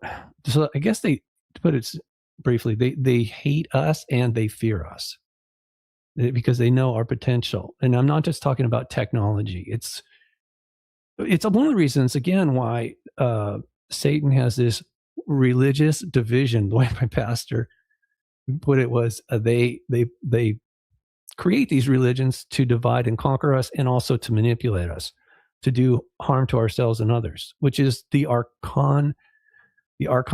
That's you know what the Gnostics call them? Yeah. Christians call them demons. What are the Muslims call them jinn? The jinn. But they're non-physical entities that interact with us for a purpose, which is, again, is to feed off of that negative energy. And it is interesting The how tower- through all these cultures and all societies out there, these stories of shapeshifters and the jinn. I mean, it's basically they're all talking about the same thing. This entity is able to do all these sort of things, all the characteristics of a gray, a skinwalker, a jinn. I mean, it's all the same thing. Pretty much, and that's the thing that confuses people. They don't see the continuity. It looks like it's all segmented, separate stuff, but it isn't, and it can be daunting. Honestly, it does take courage to look at this, and I can see why a lot of people have been really wanted to. You know what they say: ignorance is bliss. Right. There's people who feel that way. Well, there's a large demographic that doesn't want to get into any of these sort of discussions. No. Again, Robert, they just want to go home from work and watch their TV. favorite TV show and eat their little dinner and repeat. And drink alcohol. Get That's drunk. always- I feel like It's really good for you. Right. one thing that we should bring up This is the water. Tower of I'm sorry, Babel. And sorry. I don't drink alcohol. But by the way, I never was much of a drinker, but my wife liked to imbibe. And once when she got sick, and ultimately when she got rededicated and went through the deliverance, it's been like a year and a half since she's touched alcohol, and her personality is different because alcohol is one of the gateway they call it spirits for a reason. They do, because it opens us up to manipulation and or possession or oppression by these entities. I'm sorry, Daniel, what were you saying? Well, I do agree with you on I was that, just by the going to way. mention I was just going to mention the Tower of Babel. Yes. And the purpose of the Tower of Babel story is to point out how advanced humanity was collectively at one point as part of a one world government system. And that needed to be broken up in order to, and they're still doing it today. Like, you can see how there's this speculation about, who's who. Is the Archangel Michael really the god Shamash? Things of that nature. But this was called by that split, or it wasn't a split. It was the psyche of humans and culture being thrown in every direction and turning into all the countries and cultures we have today. But there's still a great deal of overlap in these stories. Like you can see how Christianity it matches up to other religions from other areas of the globe. Yeah, well, of course, because it's all coming from the same source, and I don't mean God. There's clearly a God that that created all this. But if he's perfect, how did things go wrong? We have to ask that question. Just like when we're talking about disclosure, if these aliens are so advanced, why do their craft crash repeatedly? And more importantly, if they know they're not welcome here, if we're really shooting them down, why do they keep coming here to get shot down and captured and dissected and back engineered? I think we would have to refer back to the book of Enoch, like you brought up earlier, and the story of the Watchers. It does say, I'm not sure where, but it kind of makes clear that a lot of these pagan beliefs were taught to humanity by the Watchers, who were teaching everything to their wives. And likely those wives, I think in the Ethiopian stuff, it says that they became sirens. But in my opinion, that was probably the beginning of what we call today the Illuminati. In the book of Enoch, it even says that it was a secret society, and that all of the Watchers agreed to take the blame for what Semyaza was doing. Yeah, that was just one segment of them, the 200 on Mount Hermon. But if you okay, nobody seems to want to talk about this. The Transfiguration of Christ.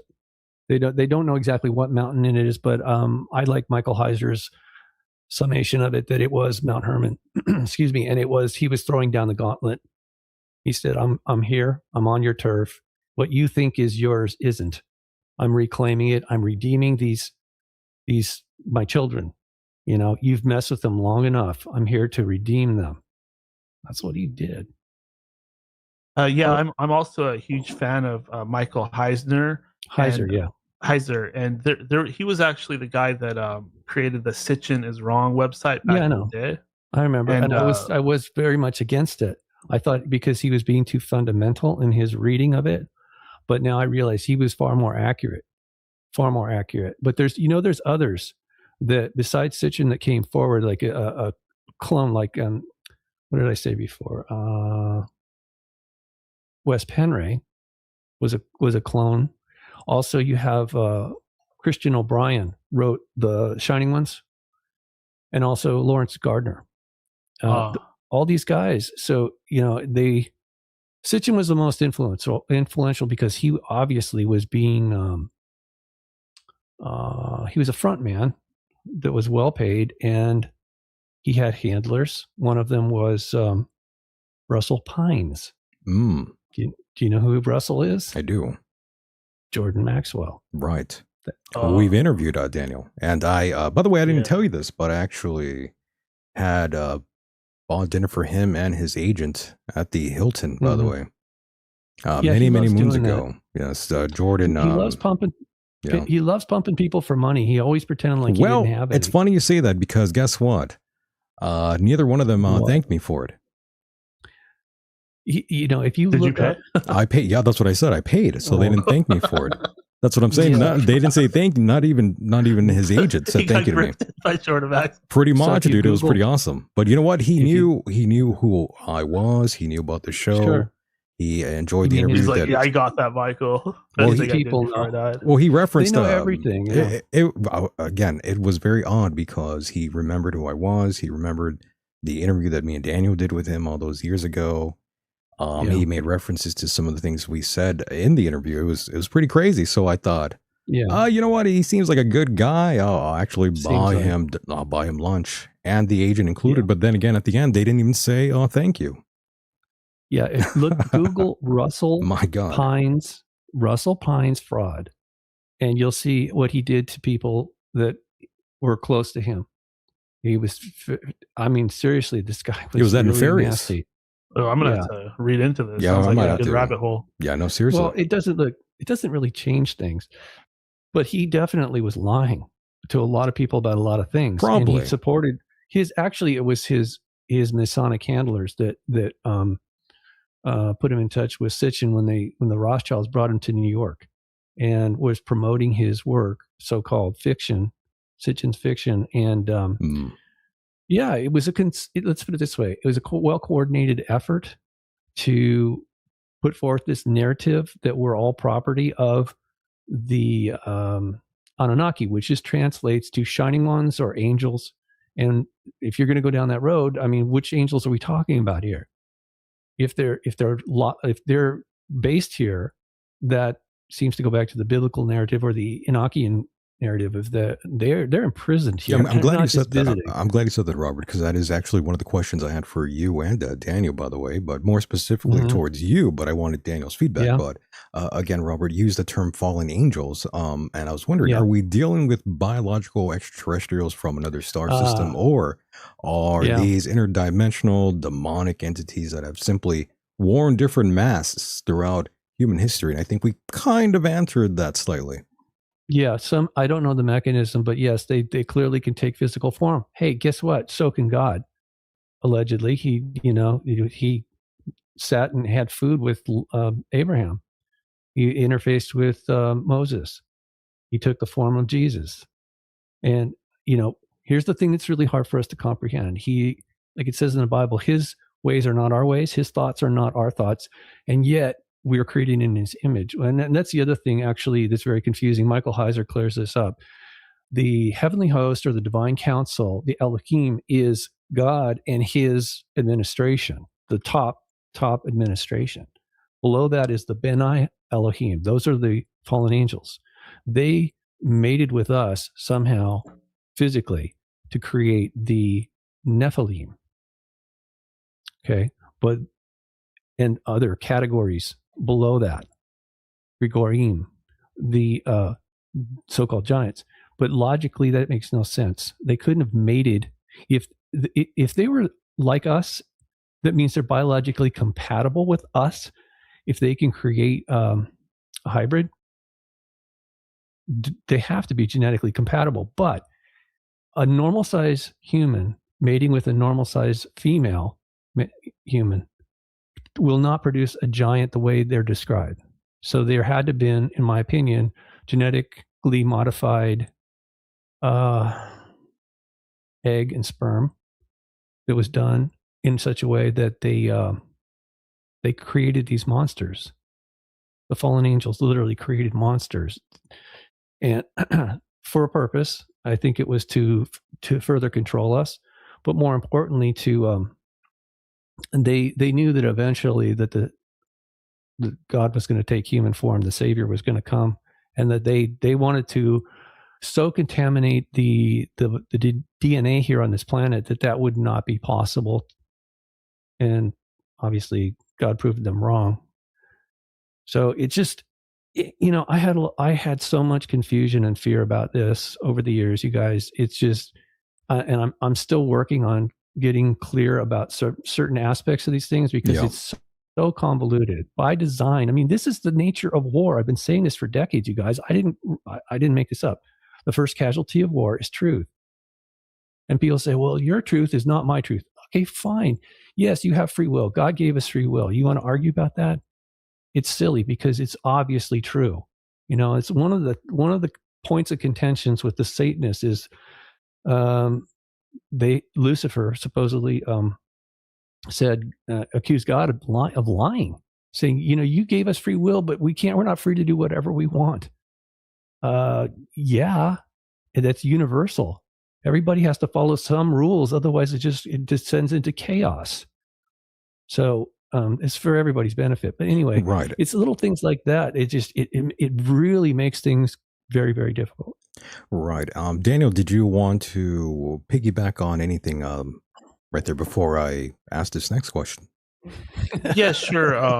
I just want to say that I've researched the Anunnaki quite a bit, and this idea that they're aliens is just complete nonsense. If you actually look at what the cuneiform tablets say, they talk about things like portals.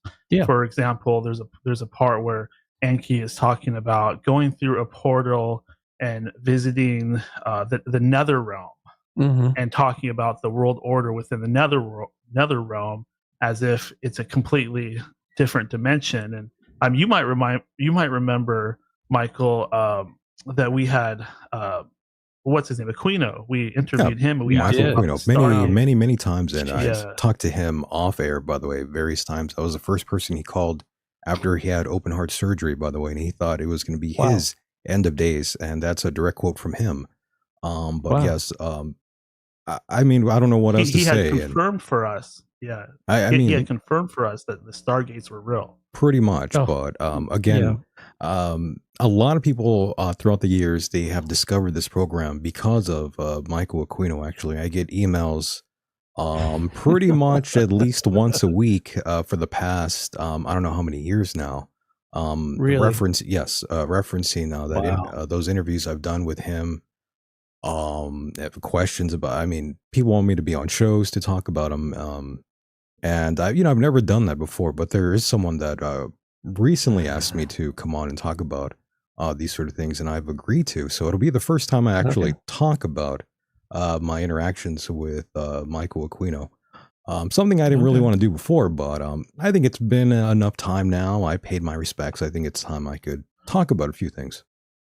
Yeah, well, rumor has it he was one of the guys responsible for targeting me. Yeah, really? Targeting you specifically? Yes, because he worked in the psychological warfare department, that was psyops. That was, plus he was good at working with these entities. Yeah, working with these entities that we're talking about. He didn't have to do it; he would just delegate. It's very simple. It's a hierarchy. Anyway. It's an administration. They have their own administration, and they're very loyal because if they don't, they're punished severely. And even if they do good things, sometimes they're punished anyway because there's no honor amongst them. Honestly, that's part of their. And by the way, for those that are just joining, Robert, I also just to, and I'm pretty sure you answered this too, but people have been jumping in and off here. I'm looking at different. Numbers going on and up and down here, but if these gods, quote unquote gods, or spiritual parasites have been manipulating us, humanity, since we were placed here, what is, in your opinion, their ultimate end game, and why do they want a depopulated planet that they have allegedly control? over. If they kill, okay, good question. If they kill us physically when we are not saved or redeemed, then we will end up in the same bucket as they are. So, because I'd asked my pastor about, okay, this is not a good, I'm sorry, this is what I was told is their perspective. That possibly that this would cause God to change his game plan when it comes to final judgment. If there's enough souls that have been captured, maybe he'll rethink the punishment. So, but to me, that seems completely nuts. And most everything they do, I can't relate. I understand it. I do comprehend it. I just don't agree with it. And I'm not here to judge them now, but when it comes time, the final judgment, and I'm asked, can you testify against them? Yes, of course I will. And I'm not going to embellish. I'll just tell the truth.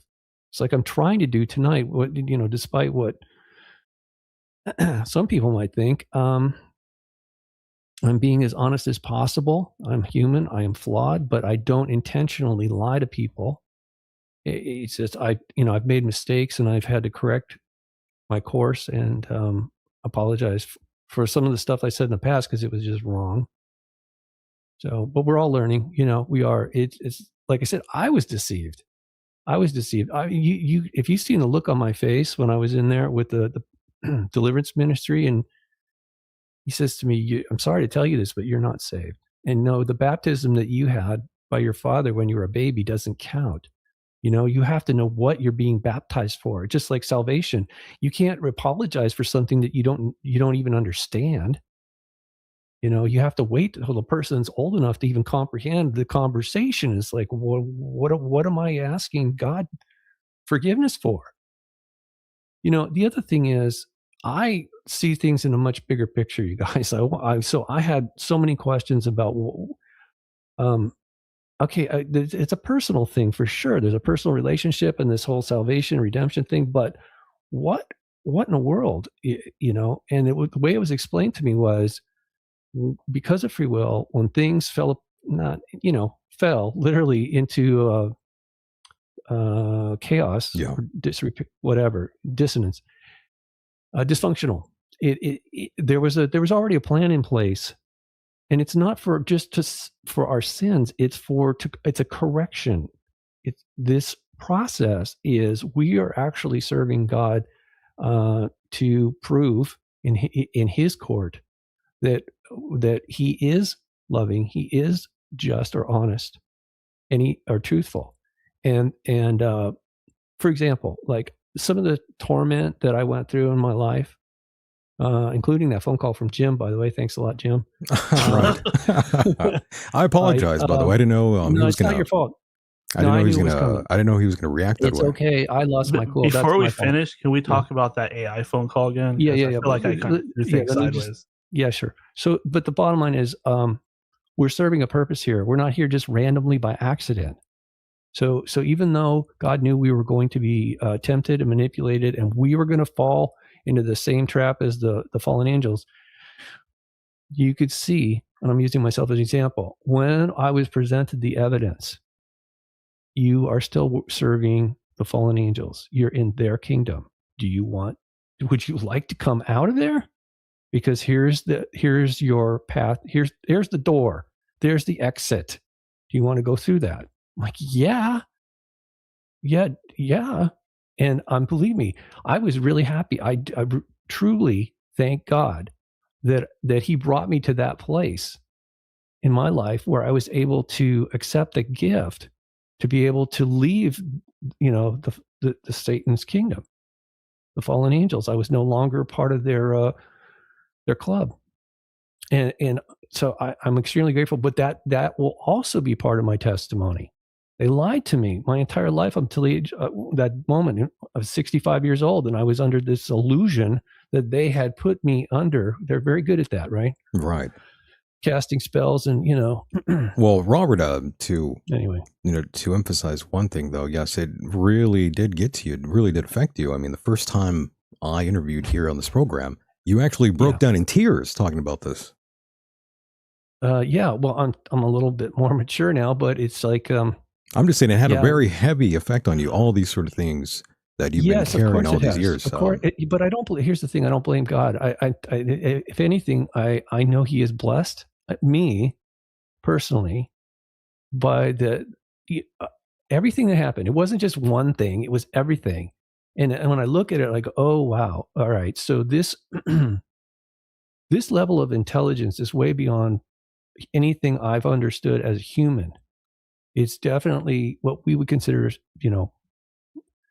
superhuman, or supernatural. But that doesn't, the thing is, I was also under the illusion that God is not a person, and also that God doesn't have technology. That's a huge misnomer. Of course He has technology. He's the one that created it initially. And the angels, after He created them, He gave them technology. Then they gave us technology. that was part of the deal with Roswell and others. Many crashes. The Nazis. Yeah, all those guys, they were given this stuff for a price, which is, now you're going to serve us. We've done you a favor. Now you owe us a favor. It's like and what about that manipulation, telling the Nazis, "Oh, we're a white Aryan race from another planet." Of course, they're going to listen to white people. Yeah. Well, am I up too loud still? No, that's perfect. No, you're good. No, my brain is like on fire. So yes, the Nordics, right? Which was identified, by the way, by Fox News. Yes, I know. Which was also known as the elves. Which was outrageous to hear the Nordics, the Greys, the mantis beings. I mean, all this was talked about on mainstream news. This is why I was like, am I on acid again? I've never had an acid trip like that, or DMT. Not that I'm big on that. I'm just saying nobody hallucinates. The news doing that. I knew they were going to do that at some point, because I've been reporting on this for a couple decades or more. Right. I don't even, since 1990. A long time. You've been at it. 1990? Right. Yeah, and it was really it's uphill, and it's not over yet, okay? Just because they're saying they're admitting it's real, but they're not telling us the rest of the story. That's why we're having this discussion. Again, that's let's just emphasize this once again. They have lied to you, to me, to the listeners at home for years about not just about what these things are, but about every other sort of Looney Tune conspiracy out there. The quote unquote Looney Tune conspiracy, by the way. But yes, the government's been lying to us about all these sort of things. And by the way, that drives another question in my mind. Again, you mentioned that political processes are completely inadequate to deal with this quote unquote demonic dilemma. I believe I read that correctly. When our elected officials are powerless or perhaps complicit, how does an average citizen protect themselves from this sort of threat, Robert, coming from the upper atmosphere? Okay, so between here and heaven is something called the second heaven. The core of heaven is called the third heaven from our perspective. That the second heaven is a dimension where the demonic, satanic entities, the ones that are not living here, they're quarantined in the second heaven. So I don't know the logistics of it fully, but it appears that between us and heaven is this thing, this place. And that's why we have to be escorted. When we pass over physically, our souls have to be escorted out of here because it's just too dangerous. It's not hell, meaning, and I'm sure there's a lot of stuff underground, okay? Oh, yes. Around this planet and underwater, and there's things orbiting the planet, but there's the second heaven is a whole nother deal. And a lot of people with near-death experiences talk about that, the transit they have to go through typically to get to heaven. They never want to come back, but the ones that we know about anyways, these so-called near-death people, they are always told, no, you got to go back and take care of some stuff. Eventually you'll come back here. Hey, Robert. Yes, go ahead. Have you heard that scientists have discovered basically what could be described as Enki's Abzu, which is an ocean underneath our ocean? Yeah. Yes. Crazy stuff, huh? Yeah. There's a lot of, okay. So they say they've discovered stuff, but I'm so hesitant to accept anything nowadays that especially when you read it on certain websites, it's like, maybe so. It could be. I'm not discounting it. I'm just saying we have to be really careful not to just swallow everything that they put out, because it is designed to deceive us. And I want to go on record. Like, I don't think that any of the Anunnaki have anything to do with this stuff. I think they're just using their names personally. That could be too. That could actually be true. But again, Yeah, like we're why not now? alone. Yeah, like why now? Why tell the truth now? Yeah, that's a good question, Michael. And none of us know for sure, but it seems to me that God has a plan, and the bad guys know what's coming. So this seems to me like a very last-ditch effort. In other words, they're desperate to control as many people as possible with this fake narrative. Like, okay, we created you, or we manipulated you into existence. We saved you from the flood. Enki saved Utnapishtim, right? And then he continued his little experiment with us. The little what do they call it? It's not Igigi. It's something else. The Grigori? Well, that would be the Hebrew no. term, but the Gigi would be the Sumerian. Yeah. No, anyway, he basically slaves. He just, treating us like slaves. Well, that is satanic. God never, and the angels, the holy angels, don't treat us like that. They treat us like family. They don't treat us like slaves. I mean, Charles Fort was the first one to figure that out, and his stuff was really rejected for a long time. Because it's uncomfortable. You say, he said, it appears that we're someone's property. Well, no, I'm not. Oh, yes, I am now. I am the property of God, because he purchased me away from, I'm no longer a slave to Satan's kingdom. I was purchased, And you would you reject, by the way, once this thing does come to fruition and we start actually seeing these beings appear, and you see this on television, they start talking about this, and the government now explains that they created us to some extent. Right. What exactly would you be thinking then? Would you be thinking that these people are full of shit, Robert, or what? I think Jim's going to be having a field day. A field day, saying, "Yeah, I told you guys are all wrong. Hey, look." Okay, so you go right ahead. You go down that path. You have free will. But I know that's a dead end. Literally, it's a dead end. It's not real. It's not true. It's a trap. And that's what look, they're criminals. They want to steal our souls away from our Creator, from our Father God. And they want to bring us into a place that they can control us and use us as barter. Or currency. And it just, to me, it's incredibly insidious. So, and I'm grateful to be out. However, I'm also very, very concerned. And that's why I've been posting a lot of stuff on Substack, even though it could go away tomorrow. And I couldn't care less, because I've done as much as I humanly can with the help of the Holy Spirit and God's angels to be a force or to make a difference, to use that. Yeah. Well, okay. The people talk about the Force in Star Wars, but where does that come from? It comes from the source, and the source is God. All the electricity, all the matter, everything, it comes from God. Yes, it could be manipulated, but we don't know how to create that stuff. So think about it. Which side do you want to be on? And I really feel like, it talks about in the Bible, not that it's, like I said, I read it, but I'm not sure everything in there is accurate. At some point there has to be a separation of the good from the evil, or the wheat from the chaff, however you want to look at it.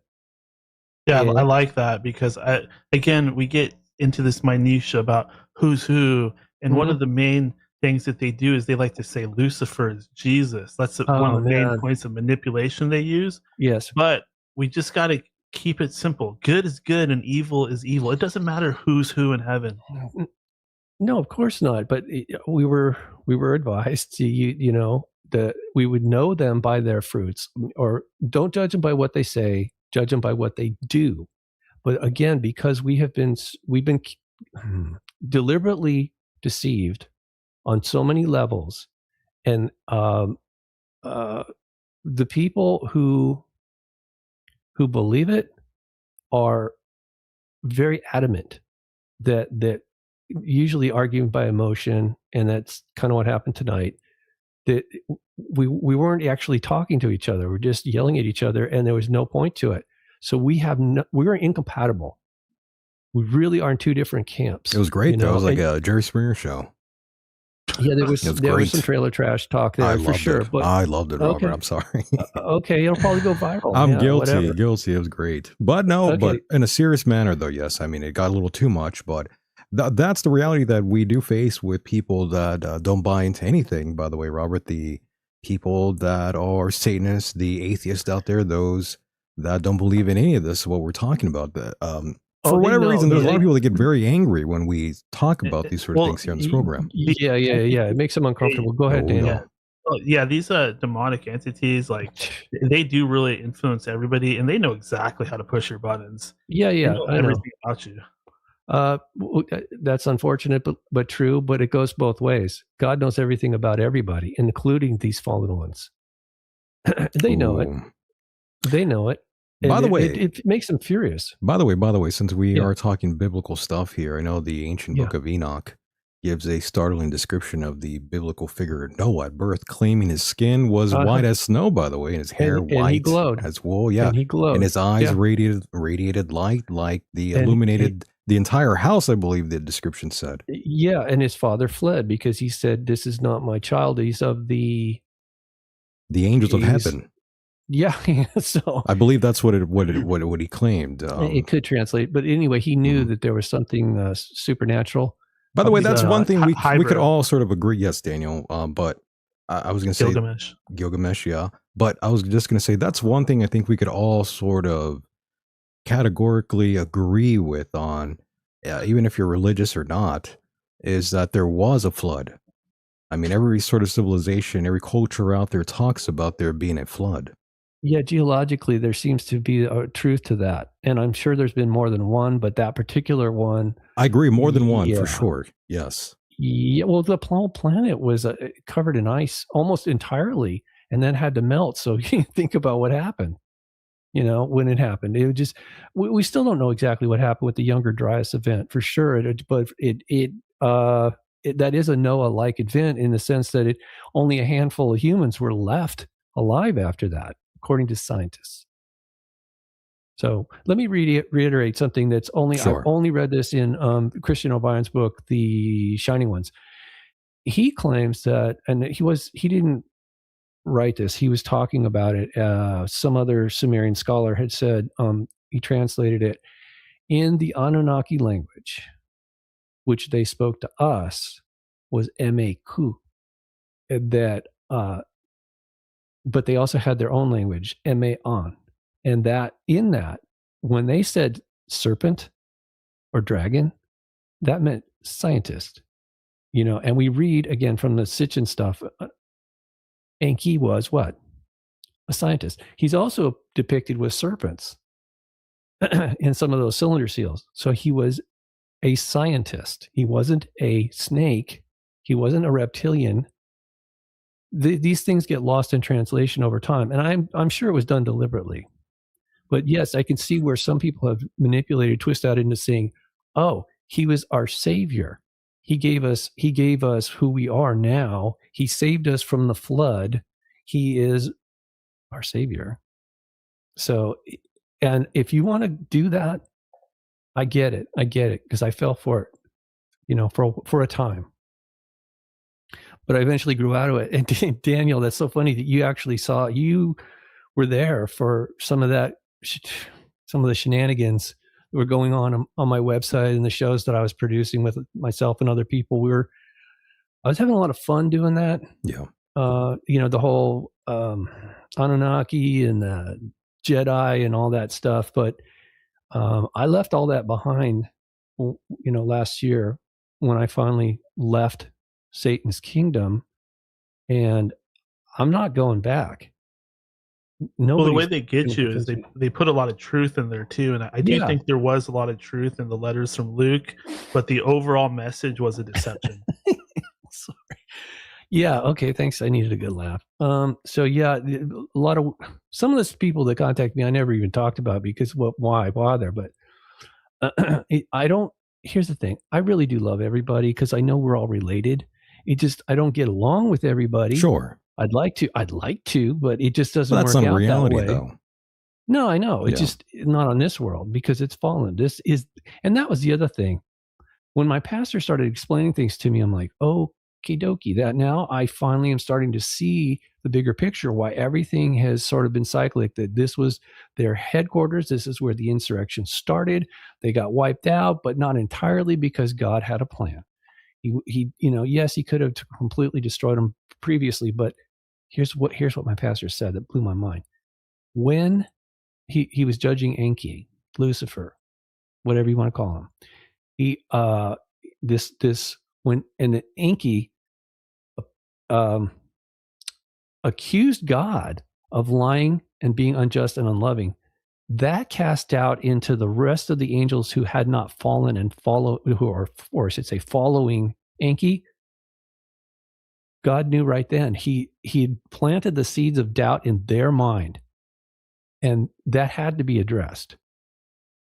So we are helping prove for forever, eternity, the events that happen here are all being recorded. And it is proof that can be offered in a court of law, God's court. And it has to be like it is. I mean, so, what got me off of it, go ahead. really finally was, as I explained, I was interacting with these possessed people over social media. Yes. And one of them asked me to perform a sacrifice. Whoa. And that's finally when I hit the brakes and I said, whoa, Yeah. I am not killing anything. Right. Period. I I'm not remember killing that. a mouse. I'm not killing a spider. Yeah. Yeah. That's when I finally hit the brakes, and that helped me conclude that hey, I'm getting seriously manipulated here. These things are using me to put forth some kind of new religion or something I don't quite understand. Yeah, and it is a religion. So religion is to me, I've always said it's the politics of spirituality, but it's highly structured and it's designed to divide and conquer and manipulate us one against the other. Just like you see, like even when people say, "Oh, I'm a Christian," really? Which kind? Well, if you're not my kind of Christian, I don't really want to talk to you. And I've encountered this. I knew that was coming too. So I not only people in the New Age movement started, walking away from me, and go, "Whoa, you're a Christian now! Look out!" And and then the Christians are like, "Nah, you're not my kind of Christian. I don't want to talk to you." It's like, I don't care. Yeah. You can't win them all, No, but but you see the dynamic that it's been institutionalized. We are divided against ourselves, and a house divided against itself cannot stand. We are literally being brought down by this to their level, and that's exactly what they want. And you know what scares me is like I have like this fear in me now where I want to go around and spread the gospel, but then I ask, is there some kind of plan for the church to actually be used to manipulate people further? Yes. So how do you win? You know what I'm saying? Yeah. So you had said something about TPUSA. And what I learned about them is they are actually a front group for the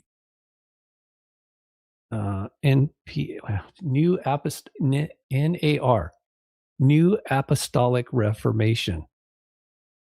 You might want to look that up because I can't quote exactly, but I was told this is who they are, and it's more than just Zionism. It's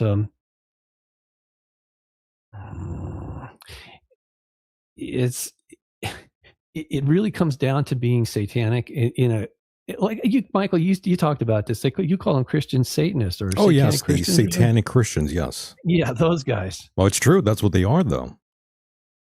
Yeah. So, all right. So, and a lot of them are evangelicals, by the way. Those are Christian Satanists, by the way, by definition. Yeah, because so what they look for is people like Charlie Kirk, who what they call it is a charismatic. And what they do is, sorry, I'm looking for, I know where the file is. They they're highly manipulative. Yes, they are influencers. And I'm sure that people like Charlie believe like what he was doing was, I mean, that's how, otherwise it won't work. If he doesn't believe what he's saying, other people won't believe him either. That's how that charisma is used to influence, manipulate other people. So, I think he was manipulated, by the way. Oh, of course he was. I think he was lied to. He was, everything about him was pretty much, I think, not organic, very synthetic. That's how the Illuminati works. Everything's deception. Yeah, selected as a child and groomed and stuff. Okay, so, so you brought this up about evangelizing. I have a very hard time doing this, all right? So, but I do feel compelled to at least have a discussion with people, around the edges without getting too preachy. Sure. Because, that's a good way to turn people off completely. But I did make this, I think I sent this to you, but I'm going to play it anyway again, Mike. I used AI. It's one of the first times I've done AI. So. While there is still time. I understand that we cannot force anyone to accept Jesus. Confess their... Oh, man. I hate this phone sometimes. It happens. And by the way, we are joined by another caller here, Robert. Okay, here we go. I have no idea. Let's roll. Caller, you are on the air. How's it going? Michael, I just God. want to apologize to Robert. I didn't mean to make him so frustrated. I just want to know his stance on 9/11, Michael. That's actually a good question. I apologize, Michael. I know, on his behalf, he started calling me names first, but I just want to know, Robert. Hey, well, we said a few things. You said a few things. We got out of line. We all got out of line. Go ahead, Jim. Sorry. Mr. Stanley, what's your opinion on 9/11, sir? It's a great question, Jim. Yeah. It looks energetically like a tuning fork. You got to understand that those buildings extend very deep into the ground, and they are connected underground. So it was the largest tuning fork on Earth. And when those buildings were blown up, not by the planes, but when they were blown up with thermite and possibly other devices, that dissonant energy, can I finish? That dissonant energy reverberated around the planet. The entire planet was thrown into chaos, producing a tremendous amount of energy for the fallen ones to feed off of. That's my opinion. Sounds like magic. It is. That's some wild shit there, Michael. That's some really wild shit. Mr. Stanley, I just that's a great segue. I just wanted to say hello, Mr. Stanley. He's nice. He's being nice. Everything go, and that's nice of you, the Jim. Universe bless you. How about that? That's nice. He's being nice. Bless you. Nice. God bless you, brother. That's a really interesting topic to go into, because our buddy Jordan Maxwell, he referred to the towers as Jacquemin Aboas from the world of Freemasonry. Yeah, but they weren't that close together. In Masonic temples, they're not placed right next to each other like that. It's an exact replica of a tuning fork. And those are used ritually for, various things. It can be used for healing or harm, like anything else. But it also brings to mind the structure, the archway to Bell that they were building, I believe, in New York City. I'm sure you've heard of that, Robert. Yeah. All those things are a way of concentrating the dissonant energy that allows them to do what they do. It's like a battery, they harvest it and then they store it and then they distribute it. It's not that complicated, but yeah. Okay. Also, the tunnel. Man, I'm having a brain fart. The the one to do with CERN. The super colliders. Yeah, there's more than one, and for sure they're trying to break out of here. In that regard, that's just my opinion, that they're trying to, just like they were doing ritual magic, like Alan Parsons was doing summonings, creating portals. Who was Aleister Crowley was doing the same thing, right? To bring these entities in to, I think, as reinforcements from the second heaven. Excuse me. Yeah, if you notice in a lot of these mythologies, TV shows, as well as ancient depictions, it shows portals depicted as Yes. spirals, and the spiral is the technology of CERN and the Hadron Collider. Okay, sorry. Oh, my phone. Please cooperate, phone. And that's true. And by the way, that's one of the photographs that we have as the thumbnail. By the way, I'm glad you mentioned that, Danny. If you look to the top for the if you're here on you guys can see this. I don't know if anybody on YouTube can see this. This is from my website, but let me go to you really quickly. Hold on one second. Where the hell are you? Let me okay. Hold on. That's not working out. Yeah, let me try to get you here up on the screen. We are still looking at our UFO stuff in the sky. Oh, I see. That's what you're running? Okay. But let me try to get you up on here. If I could find you. I've been lost until I was found by God. Yes, we all have to a certain extent, but yes, this is gonna anger a lot of the atheists out there, the Satanists who listen to this program. We have many of those here too, by the way. I know they're everywhere. I know that. Okay, and I'm not there. I am not your opponent, by the way, guys. He's not your opponent, folks. He is on your side. No, that was the Gotthard tunnel, by the way. The Gotthard. Oh, tunnel. Yes, I know what you're saying. That they did a ceremony, a satanic ceremony. Yeah. Well, what else is new? A lot of it seemed to be focused on Cernunnos, the horn god, who is sometimes also depicted as a god that is trapped somewhere, kind of like the story of the Watchers or other stories and other mythologies. All right, there we go. Yes, let's see. All right. There it is. Okay, so you see the thing above. There's one landed on the roof, and then there's one above the Capitol. Okay, we're getting a lot of reflection. Okay, so there's a close up of the thing on the roof. Extreme close up. There we go. But here's the kicker. All right, so when I first saw this picture, I thought there was a hole in the negative. There's a little black hole in the sky above the Capitol dome. Yeah, but when I zoomed in on it, this is what I got.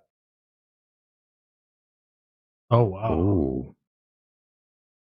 That's interesting. Yeah, that's what I said when I first saw it. I was like, my jaw dropped. I'm like, what in the heck is this? Interesting.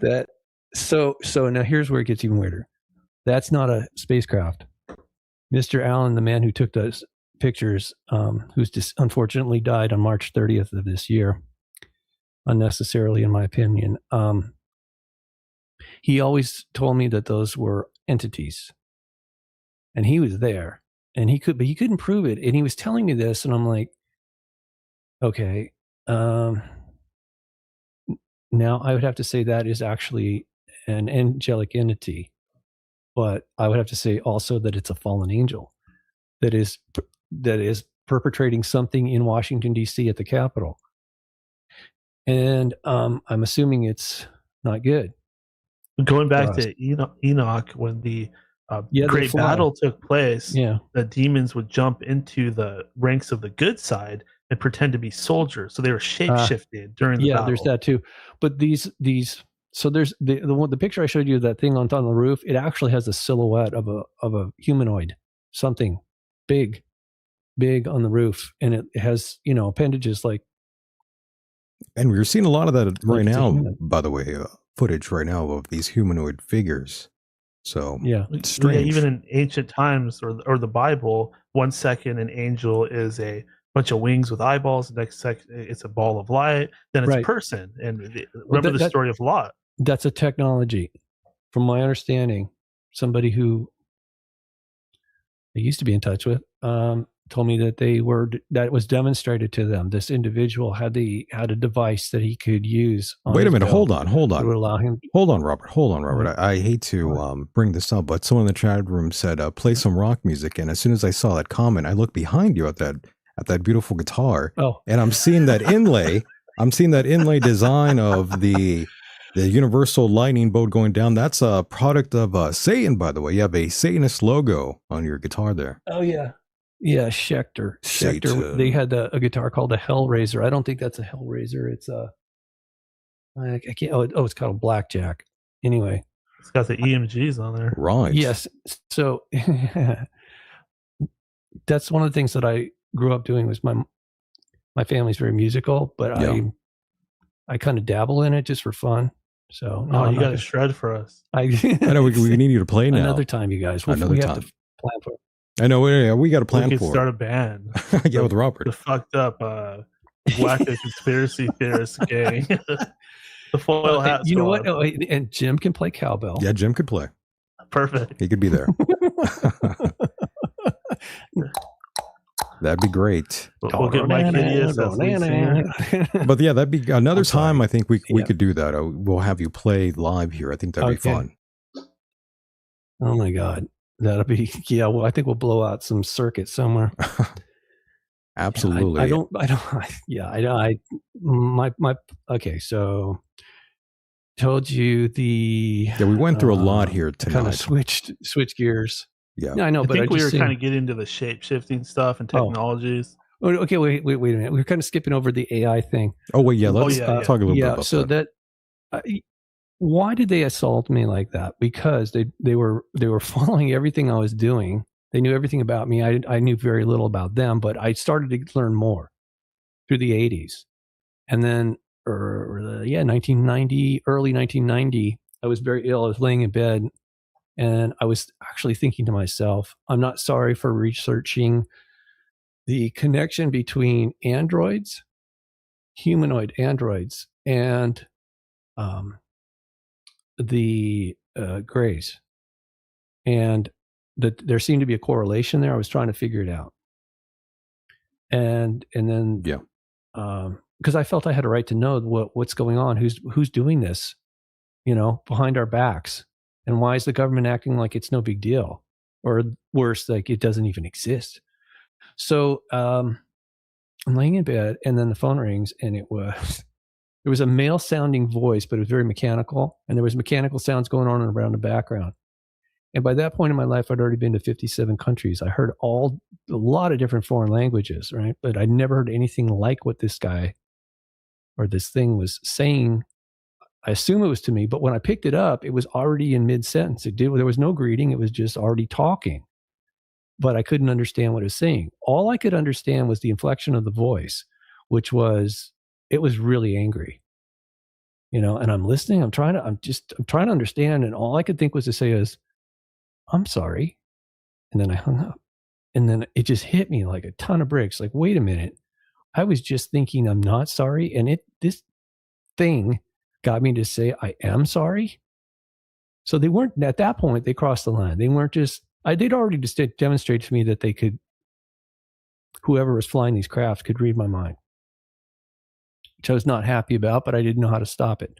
So I just had to live with it. But so when they did that to me, something snapped, and I felt like there was no hope.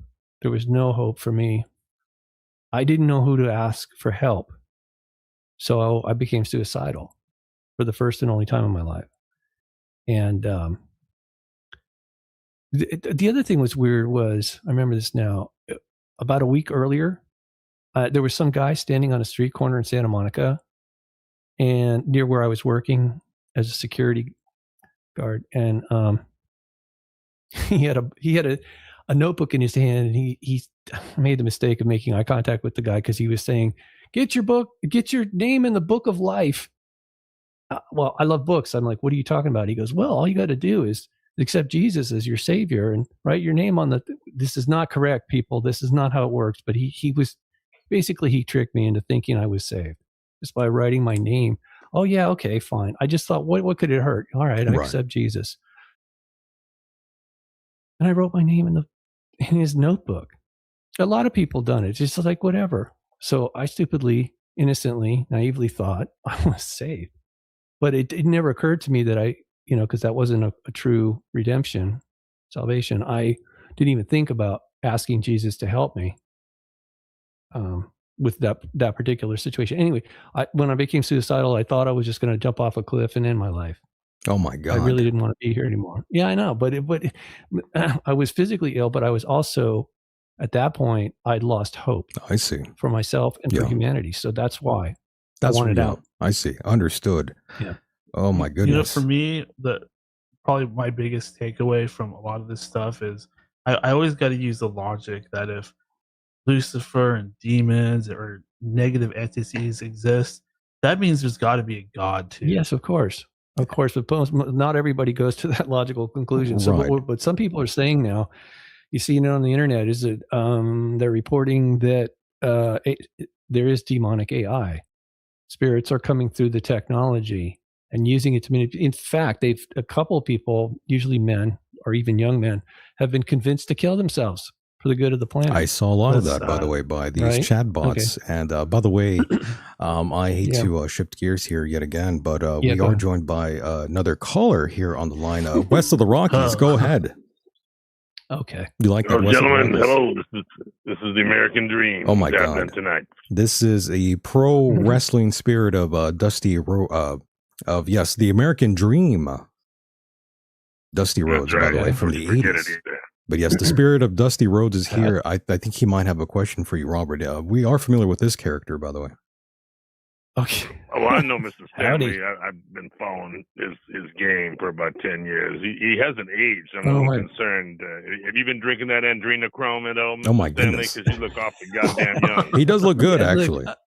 I got some gray hair, you guys. Maybe you can't see it, but yes, I do have gray hair, but I still got all my teeth. So I'm doing good. He's doing good. How old are Yeah. you now? I'm 66 kind of now. tired of hearing about Jesus. We've been hearing these stories about Jesus for over 2,000 years. I'm a little bored with all that bullshit. He's bored with Jesus. Okay. Yeah, I'm bored with Jesus. Jesus hasn't done shit. He's been promising to come back and save everybody. And in the meantime, you got fucking demons and reptilians and Jewtillions and Jewracos fucking running the world. And I've had about enough. Sir, Me and the can I ask you a Illuminati, question real quick? We're not happy. Go ahead. Yes.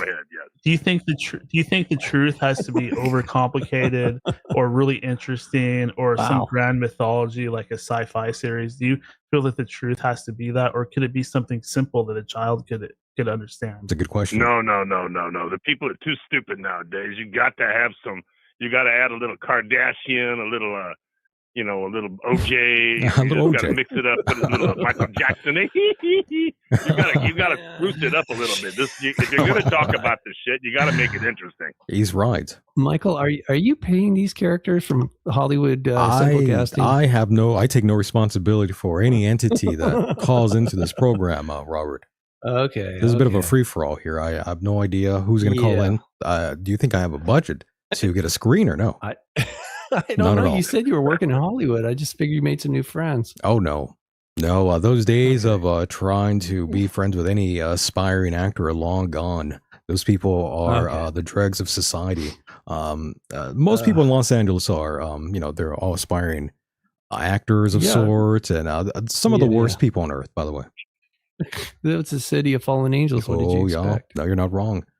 But yeah, Dusty, I'm glad you are calling, though. I'm glad you are familiar with Robert Stanley. But what's wrong with God, though? What's wrong with Jesus? Why are you having this sort of that take? was wrong. He lied to us. He told us he was going to come back. There it and is save again. us. What do you mean? And he's a liar. Again. Jesus is a liar. Jesus is a liar. Face the facts. He Wow. was a shapeshifter. Wow, Jesus Robert, are you was hearing a this? Jesus was a Yeah, I've heard this Jewtillion. He before. pretended like he was going to come back and save everybody, left everybody holding the bag, and here we are 2,000 years later. And meanwhile, all the fucking demons are ruining the world. Okay. Read about the fig tree generation, sir.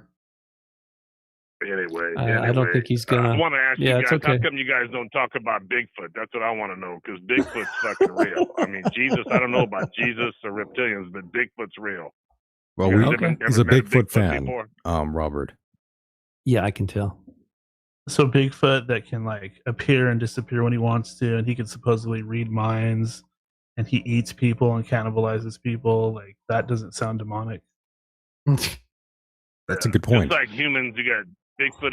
You got different types of Bigfoot, like different types of humans. You got some humans like to eat people and drink their blood, and then have sex with babies. That's not a normal human. That's a demon. I don't know Bigfoot what is a that's all about. giant. Bigfoot's a giant. well, and giants were said That's why I want to ask drink blood. Robert. What do you think? Is Bigfoot a Nephilim, a hybrid? What the hell is he? So I want to know. Robert knows a lot of shit. I want to pick his brain for a minute. So shut up, son. You heard him, Robert. Very well. I thought shut up. I thought David Paulides was, what his latest revelations are about them being Nephilim. Yes, that makes sense to me.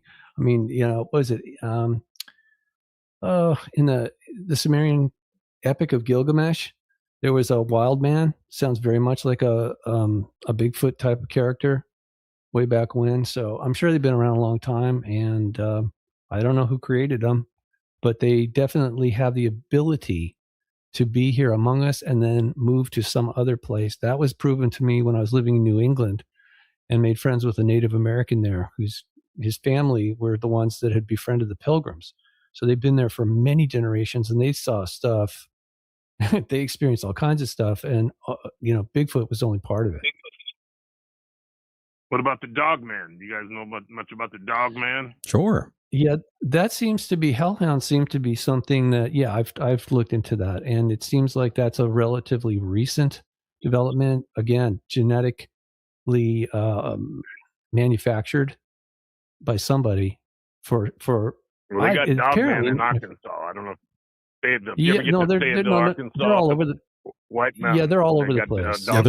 There's one out here, by the way, here in Orange County, by the way, up by a canyon. By the way, there is an animal testing facility. They're doing all sorts of different scientific experiments on these things. It's close to a place called Black Star Canyon, by the way. Those that are familiar with Black Star Canyon, look it up. There's a real location. Very, very interesting.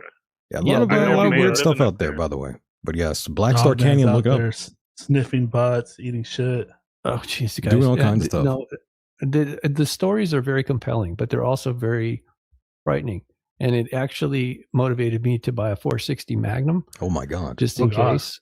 Yeah, that's the Robert's fastest. packing. Yeah, Robert is packing there. That's a ridiculously powerful.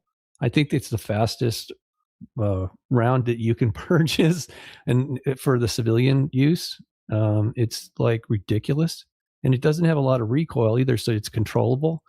And I only bought that for one reason. That's if those things showed up in my neighborhood, I would definitely fire on them. I wouldn't ask questions. I just shoot at them. Probably wouldn't work. But you don't want to be shooting no Bigfoot. Are you talking about the Bigfoot? Is that what you're talking about right now? No, dogmen. Oh, okay, that's fine. They're very territorial. Don't shoot the Bigfoot. Yeah, they were allegedly. My understanding is they were bred to kill people that have been selected for elimination. Yeah, they're assassins. Like a mercenary, yeah, and that's exactly right. They're the Illuminati's assassins. Hellhounds, yes. There's actually Stan, two you still paths living in witchcraft Japan? you can go That down. time I heard you were in Japan. Are you still... No, I'm not in Hong Kong anymore. Thank God. Oh. It went to hell you after. Back in the States? Where'd you go now? Yes, I'd rather not say. You might come hunt. Oh, well, no, you don't have to tell me exactly. Just whatever. No, don't dox yourself. Okay, so Mar-a-Lago is near where I live. If that helps you. Currently. Shit. Yeah, you guys got the skunk ape out there.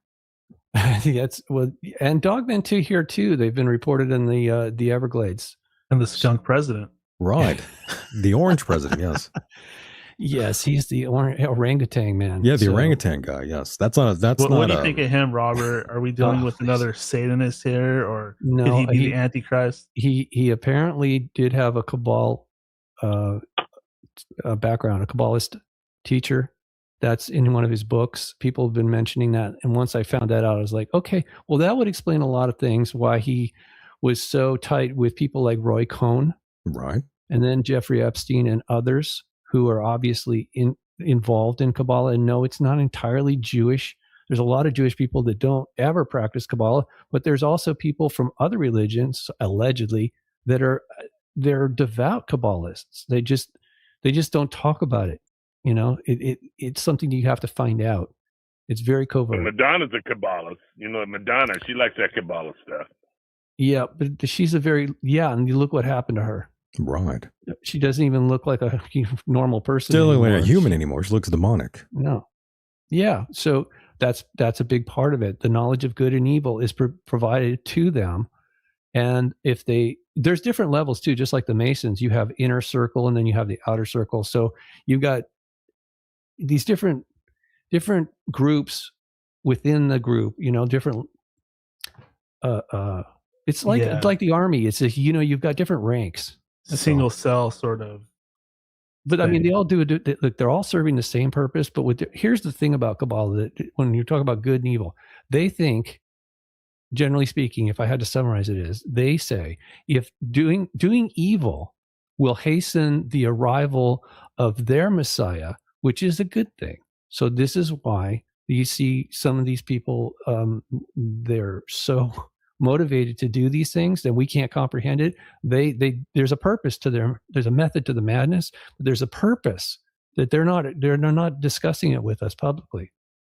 Well, one thing that I think is safe to mention out of the letters would be the part about, because this is kind of out there anyways, would be the part about Marduk being the Antichrist. Do you feel there's any truth to that? No. The Antichrist just has to be a human being that is serving the fallen angels directly, and he's just part of the system. He's just like the front man temporarily. He's got an advisor. He's got the beast system, which is they're obviously assembling that now with I think Palantir or whatever. But it's like the whole thing is going to come crashing down. There's no way. Here's something my pastor said with John B. Wells recently. Yeah. Floored me because he had never told me this privately. He said that God's technology is outside of his creation, and that when he reaches into his creation, there is nothing in our universe that can defend against whatever he does, whatever his intentions are, whatever his level of technology is. There's no defense against it. Once he sets the things in motion, that's it. So I would advise people to be on the right side of God. I know it sounds, I know I use words that makes people think I'm religious. Yeah. Just remind you again, I'm not. But is it such a bad thing being religious? It can be. You look at TPUSA, to some for crowds. example. Yeah. Well, good point, I guess. It's unfortunate, but like you said, like AI. AI has no emotion whatsoever. It's psychopathy or psychopathic. And yet it knows we have emotions, so it uses that to manipulate us.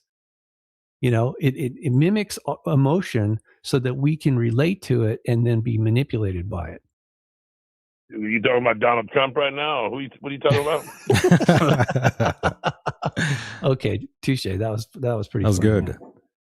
I didn't even know he was online. Trump is definitely an expert in some kind of double speak or manipulative way of talking. Well, that's what Kabbalah teaches. He one time he said the deepest thing I ever learned was to be shallow. What? Why would you even say that? Probably not the smartest thing to say. No, he's not stupid, but he's I would have to say he is compromised.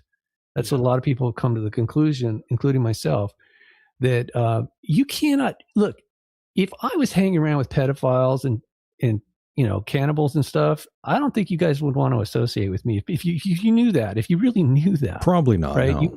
Why would you have me on your show? Especially if I was like, hey. Well, we did talk to Aquino, to be fair. Yeah, no, I know, but can you tell us the name of your pastor? It wouldn't happen to be Robert Tilton, would it? No, his name is John S. No, his name is John S. Terrell. He's from Sweden. He was an engineer before he became. Yeah, you've never heard of him, but if you listen to John B. Wells on Caravan to Midnight, because Robert Tilton likes to fart when he preaches. Does your preacher like to fart? Anyway. My goodness. No, he's not that kind of guy. He's not a party preacher. Okay. I'm starting to think you are not the real Dusty Rhodes. Anyways, but yeah, thank you for the call, by the way. Really, thank you. Dusty, thank you, we Jesus, love you for giving us this opportunity. Oh, he hung up already. He didn't even say bye. How rude.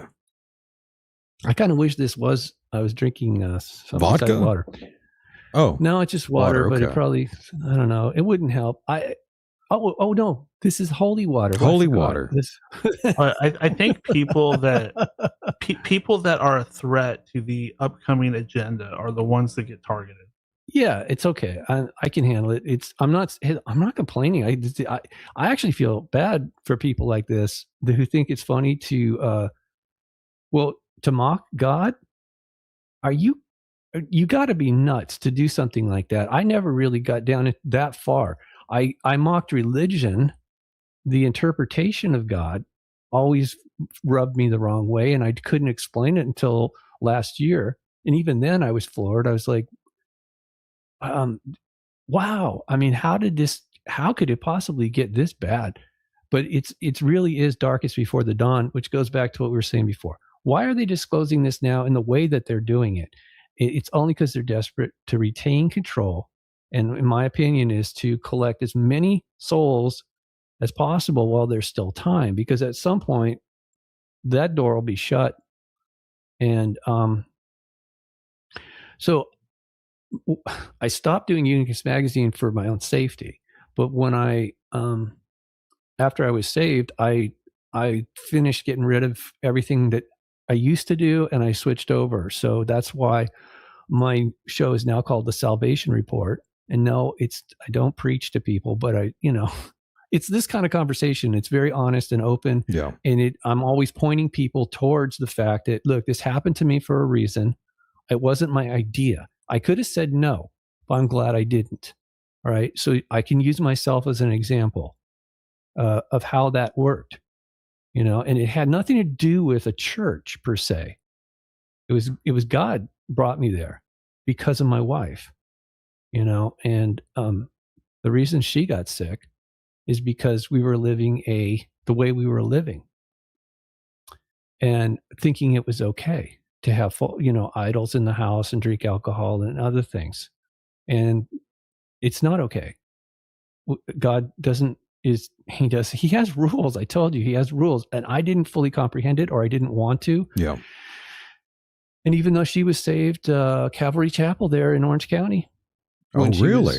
Young. Yeah. In the 70s, that was a big deal. The hippie movement, the Jesus revolution, whatever. She participated. Yeah. Oh, interesting. I had no idea until you told me that. Wow.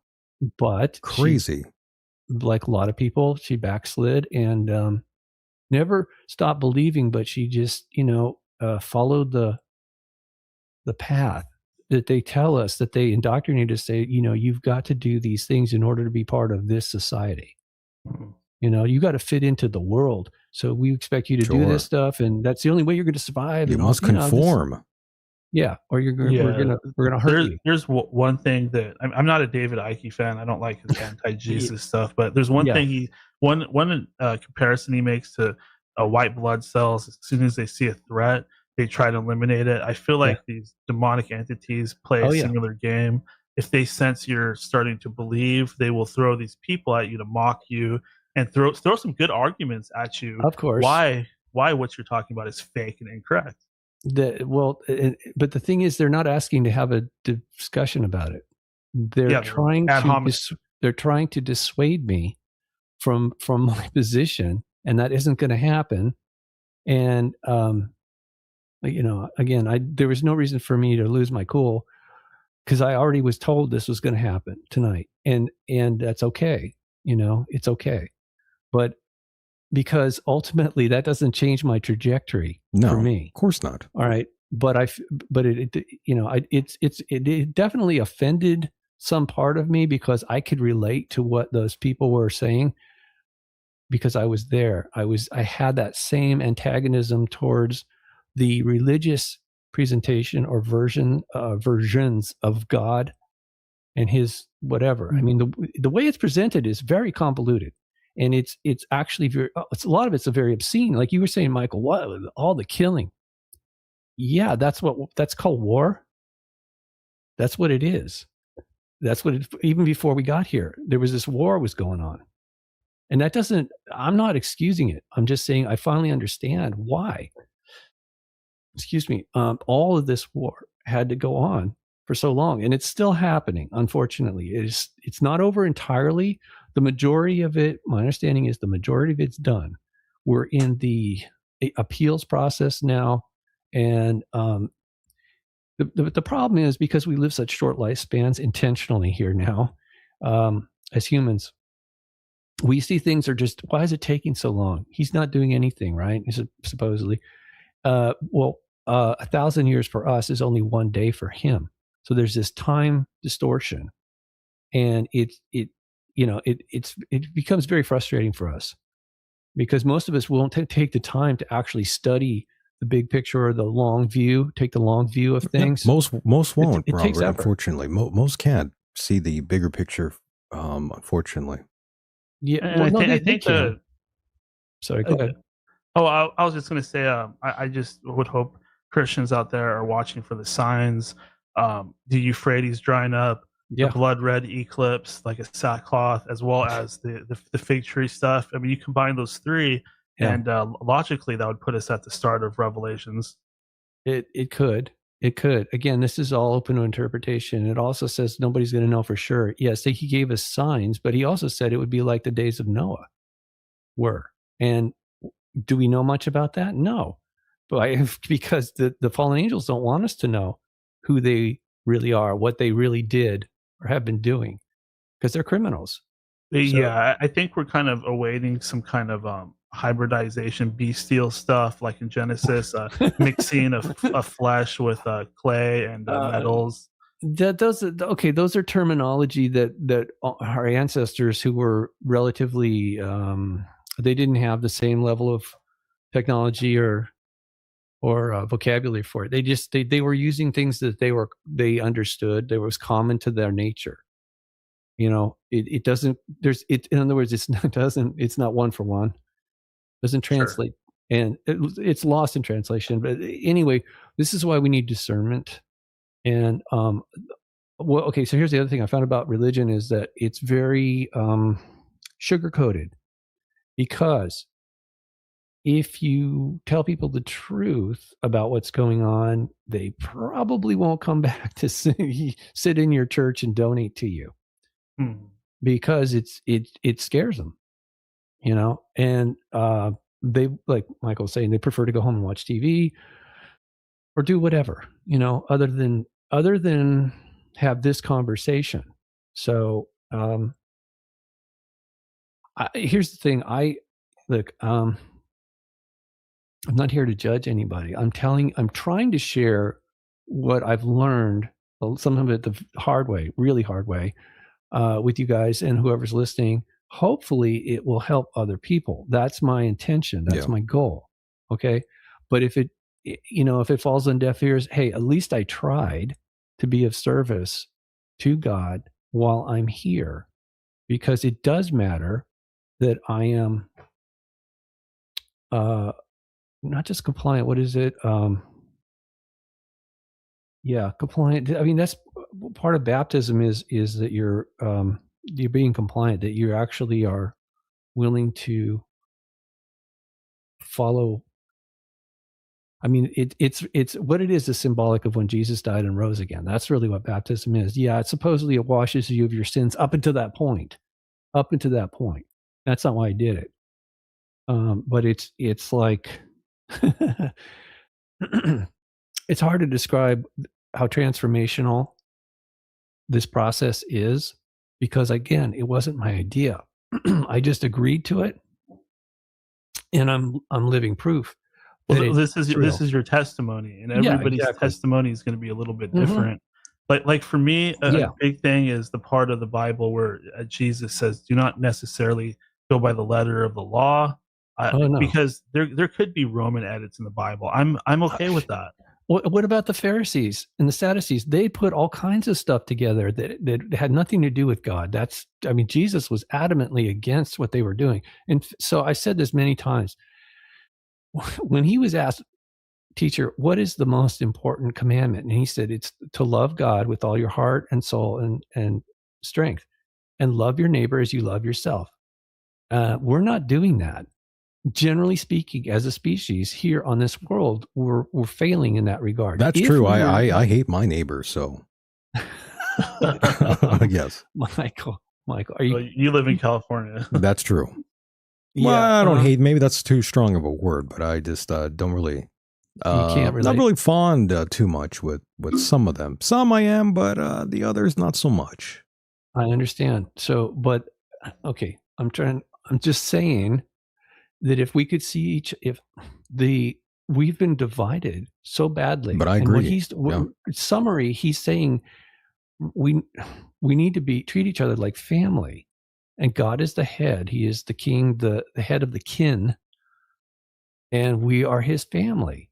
We're all related, but to hate each other, to hate our Father, our Creator, that just fractures everything, and that causes us to fall into the hands of these criminals. Right. And by the way, I like all that. Angst you were talking about earlier. Correct. And wait a minute, you guys, all right, one at a time. I was just going to say, fundamentally, I'm with that. I would strive to accomplish that sort of thing where we're all kind of cool with each other. No one's going to kill the other. No one's going to be just being a POS basically to the other person. I mean, I'm with all that. But there's a lot of people on this planet that don't want any of that, by the way, Robert, and they fight tooth and nail for us to be completely at each other's throats and separated. They just want to see the world burn. There's a lot of people like that. Yeah. I know, but like Christ said when he was crucified, forgive them, Father. They don't know what they're doing. Because we are still being manipulated badly by these fallen angels and their minions. So this is the reason we're having this conversation. And we saw that here tonight, by the way, with the callers, people in the chat room, some of them very angry. And I just think maybe they are possessed. They were all very adversarial or satanic in that regard. And again, I'm not judging them. That's a term. It just means Satan means adversary. So, but you're right. No, they do see me as an adversary. This conversation makes them feel extremely uncomfortable. A lot of emotions came out from people out there tonight. Yeah, I'm sure. And I added some fuel to the fire, but the bottom line is, I told you, when I saved that boy's life that day on the beach, I was attacked by these demonic, parasitic, archonic entities because I broke up their blood sacrifice. They were feeding off that negative energy. I didn't know it at the time, but they got really upset. Oh yeah, suicide, really upset. Yeah. No, I mean, they really, no, I did. That's not the time I wanted to commit suicide. I just thought they were going to, whatever it was, felt like it was going to literally drain all the life energy out of my body. That's what I was feeling after the event. And I didn't know what to do. So that's how come I went up on the mountain that night, coincidentally, again, another divine appointment. I went up on that mountaintop and I was meditating. All right. I wasn't praying to God, but that's who I met. When I left my body and I entered the light, that's what Christians call the Holy Spirit. The next thing I saw was what looked like Jesus. That's the Son. And he said to me, I am the Father, which means I couldn't see beyond him. At least I don't remember seeing beyond him, but that is the Holy Trinity. However, it's not three separate things. It's different aspects of the same person, the same entity.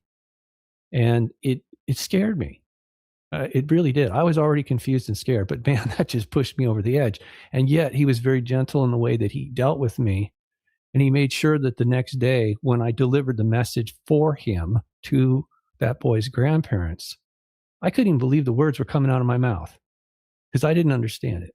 It still freaks me out how God can do that. But I must have agreed to it. Otherwise it wouldn't have happened. So, but yeah, he was very merciful in the way he dealt with me, but because I was successful in that particular assignment, there was further, he there's a lot of work to be done. So he kept giving me more and more assignments. And that's why I was really confused. I was like, I telling the pastor, look, I'm working. I thought I was serving God. He goes, yeah, but you were still in Satan's kingdom. I'm like, how, what? I thought my head was going to explode. It's like, okay, look, we just got to fix this. All right. Cause I thought it was already handled, but now you're telling me it isn't. So let's do this. And he was like, wow, okay. I definitely think there's different levels. Like in the Egyptian culture, there's the concept of your heart having to be lighter than a feather. Yes.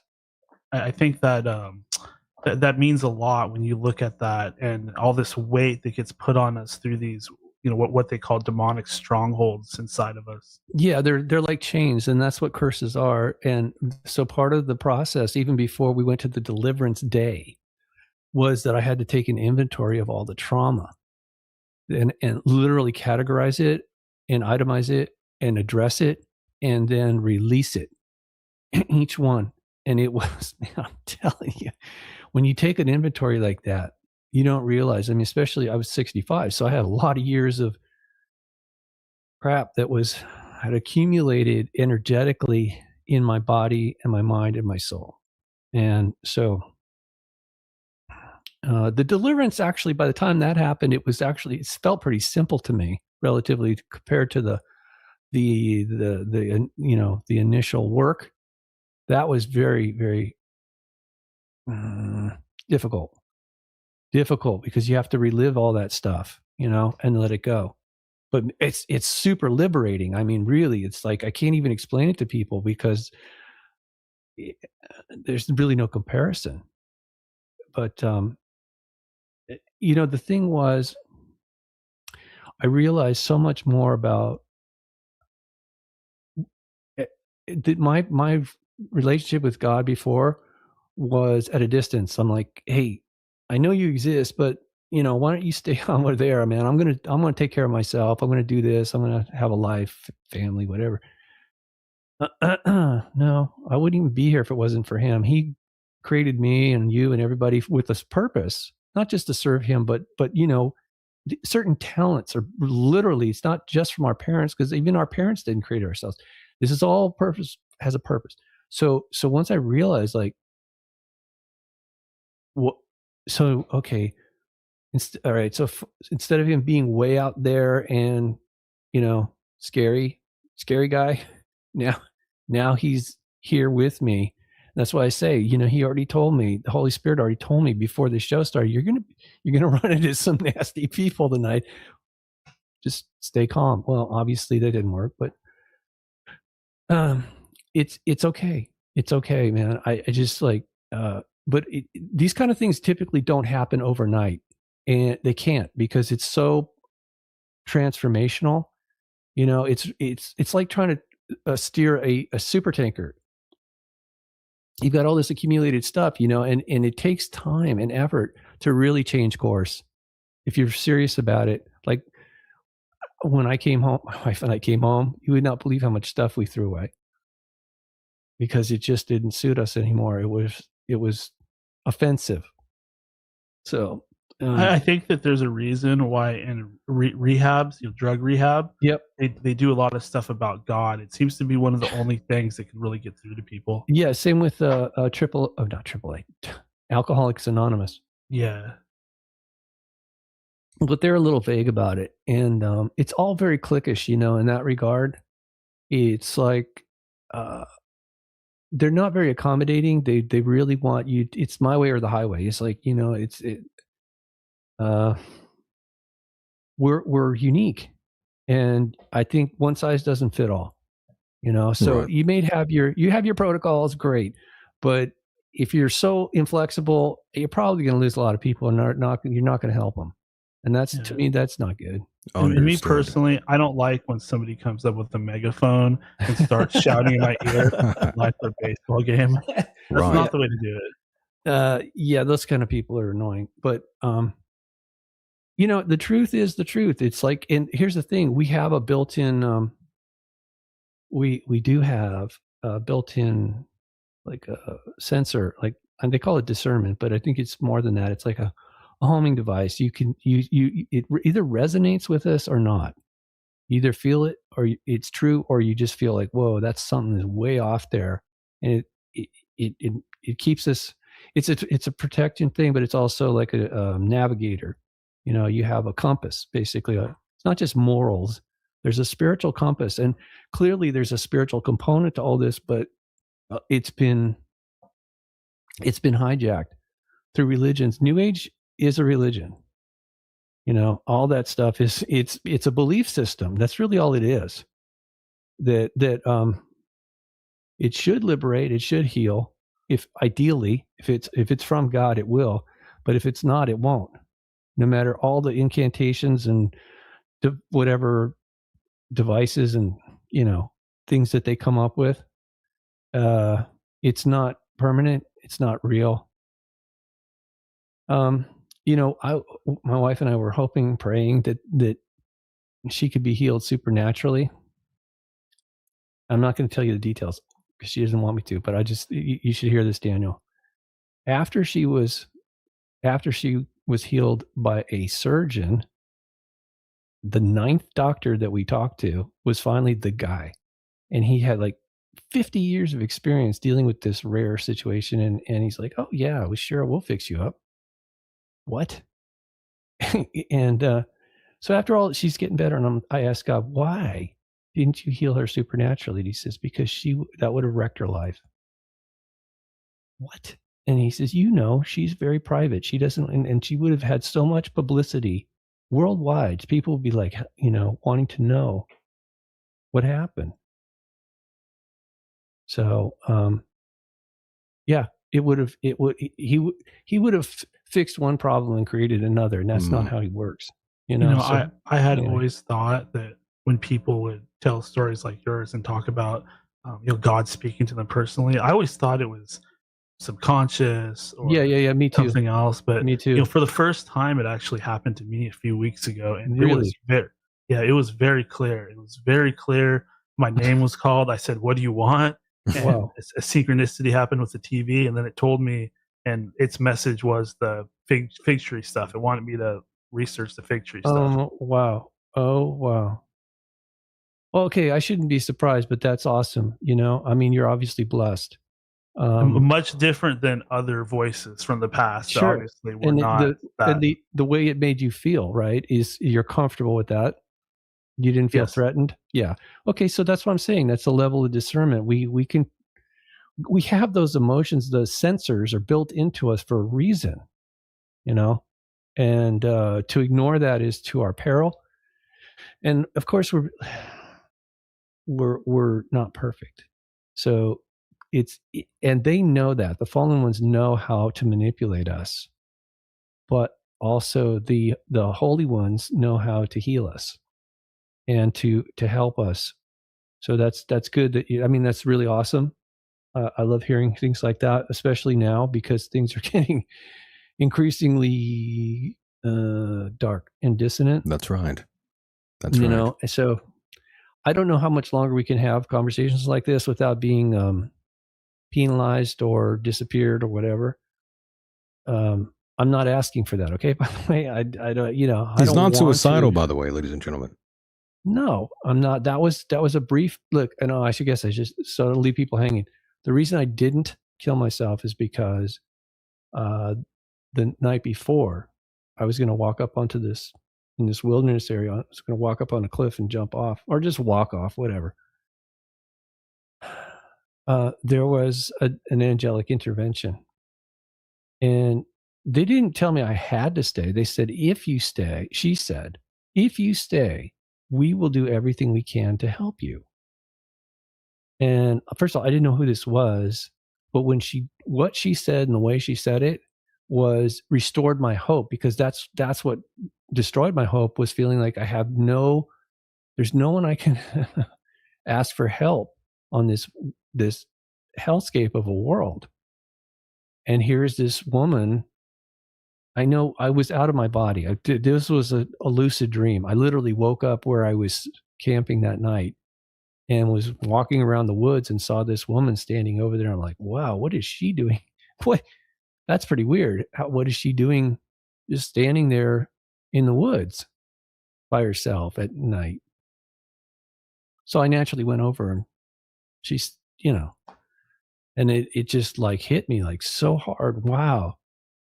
The other thing is I'm sure they downloaded a lot of stuff that night to me, because I don't even remember saying, okay, well, if that's the case, then I'll stick around. But that's what happens. So they don't just ask us to do stuff. They give us the opportunity And you can always say no. See, that's the other thing. There's a level of intimidation and manipulation that goes on with the dark side. They always do that, right? They try and they threaten you or bribe you or whatever. And that's how you can tell for sure. That's why I said, judge them by their fruits or their actions. Yeah, this is true. Yeah, one of the things that black magicians do is they start off by foregoing their natural protection.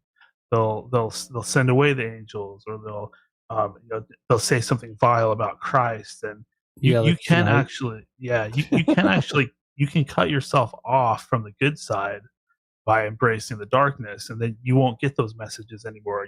You'll get the bad ones instead of the good ones. I think it has a little bit to do with that new agey vibration stuff, but that's probably not the best way to put it. Yeah. But we are indeed surrounded by spirits, and which ones we listen to. Oh yeah, it makes a difference. Well, I don't know if you heard me say this, but my pastor told me that if you're either filled with the Holy Spirit or you're filled with unholy spirits, and that's everybody across the board. There's no exception. So possession doesn't always look like The Exorcist. That would be an extreme case. And yes, Hollywood, whatever. But it does happen, and Christians seem to think that they're immune, and that's not true. And again, that's why the pastors don't talk about it, because their churches would be empty, more or less. I mean, from what I was told. It's easy to get Christians. Like I said, you just convince them that Lucifer is Jesus. That's your end. Well, no, I think it's a little deeper than that. But okay, so there's this thing called religious spirit. It's not one; it's a legion, and they are everywhere. And so when you see people that are fanatic, I mean, seriously, like you go, like, what happened to your ability to think logically?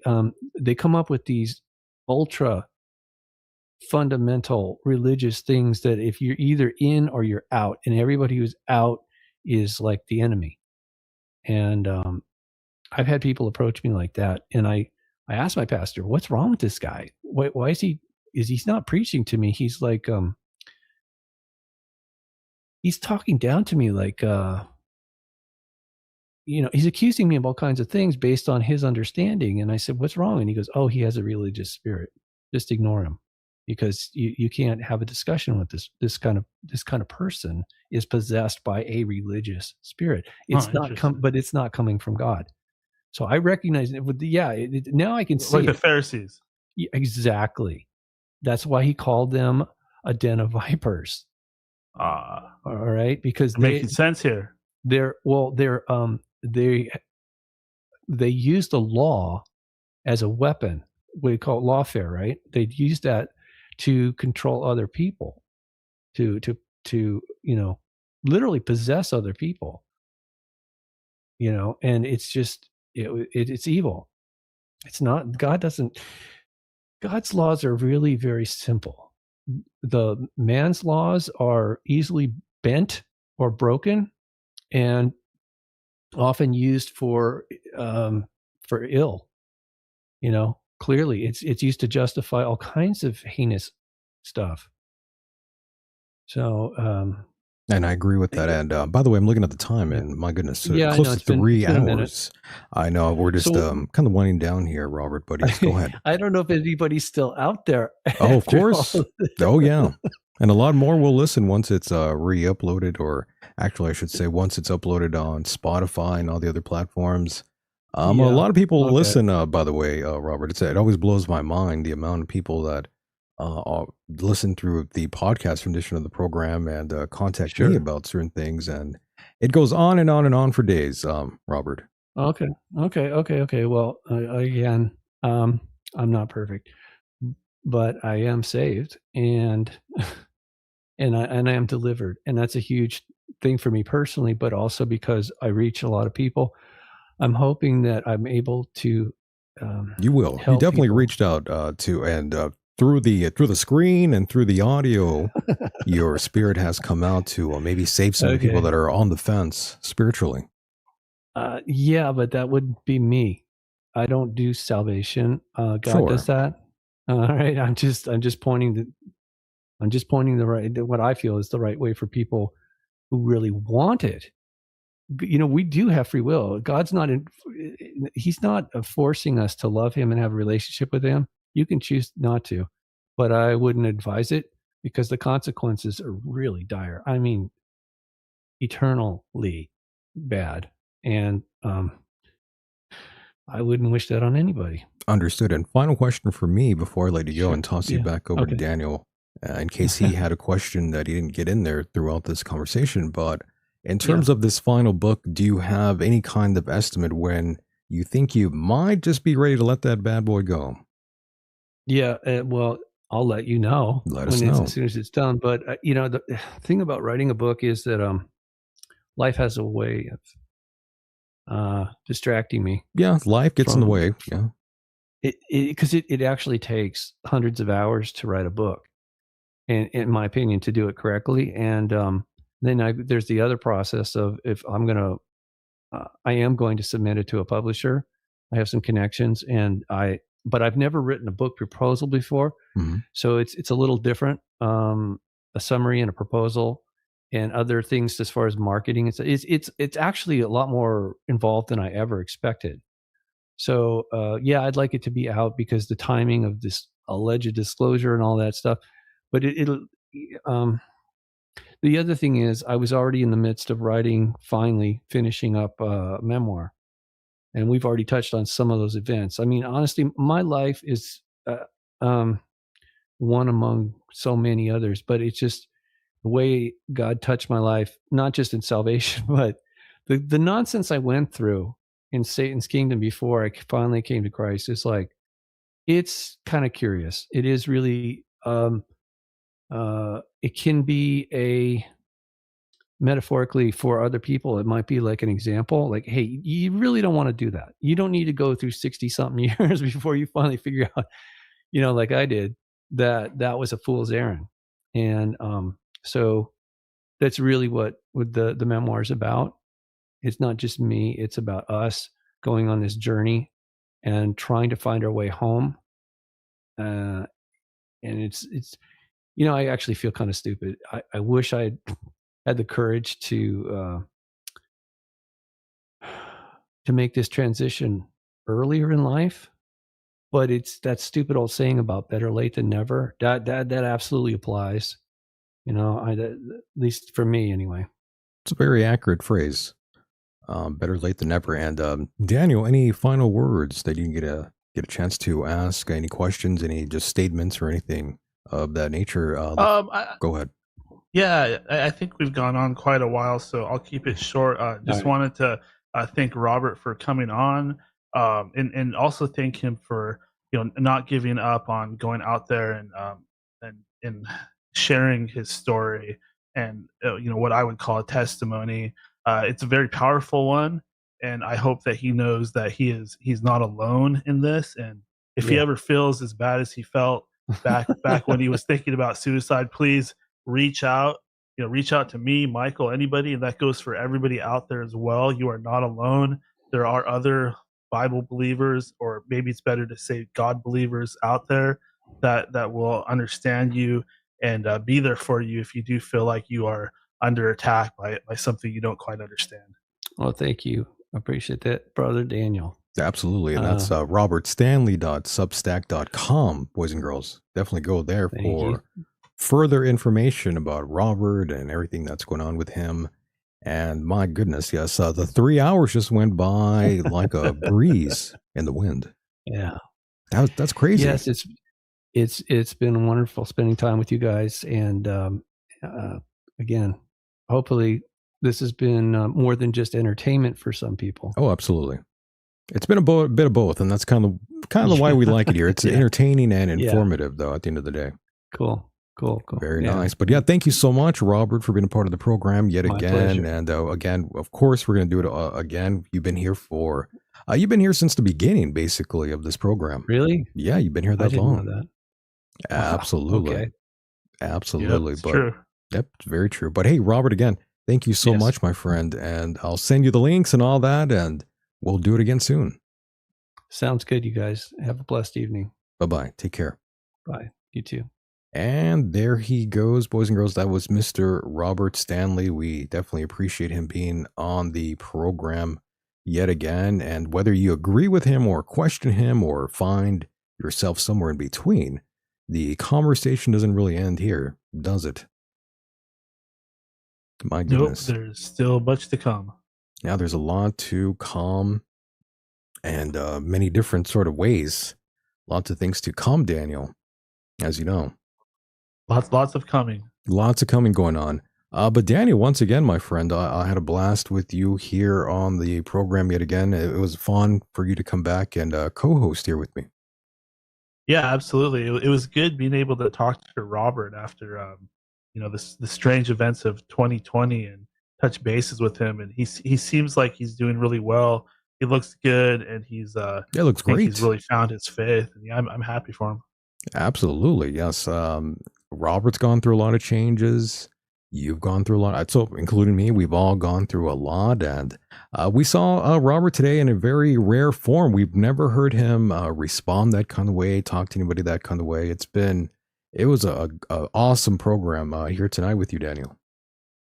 Yeah, absolutely. It went by really fast, and I'm glad we were able to talk about some of the stuff about the Watchers and Booking Enoch. That's definitely one of my favorite topics for sure. And always glad to come on here. And as far as plugs and stuff, just endofdaysradio.com and listen to the Michael Decon program, one of the best shows out there, best podcasts out there by far. So keep listening. And listen to Daniel there. Yes, that's End of Days Radio. Look him up.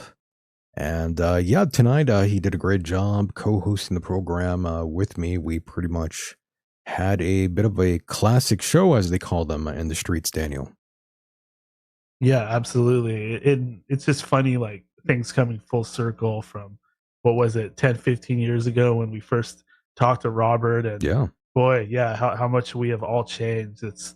People that are pretty nuts. Still listening from back then. I'm sure that they have enjoyed quite the saga. It's really been a pretty insane journey. And yes, actually, I wanted to talk a little bit more about the whole sort of Maxwell sort of thing, the Ike sort of thing. I don't think I've ever really talked to you about my lunch with him at all, by the way.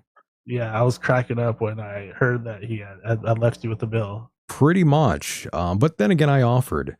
But yeah, next time we do this show, Daniel, I'll tell the story to you and to everybody else. But yeah, that was quite the evening and lunch. And you would think the older guy with all the Illuminati money and all the books and all the appearances would pay for the dinner, but who am I to say? It didn't really work out that way. No. But my God, Daniel, again, thank you so much for being here. And I'll shoot you an invite again, and you could come back and co-host with me again here.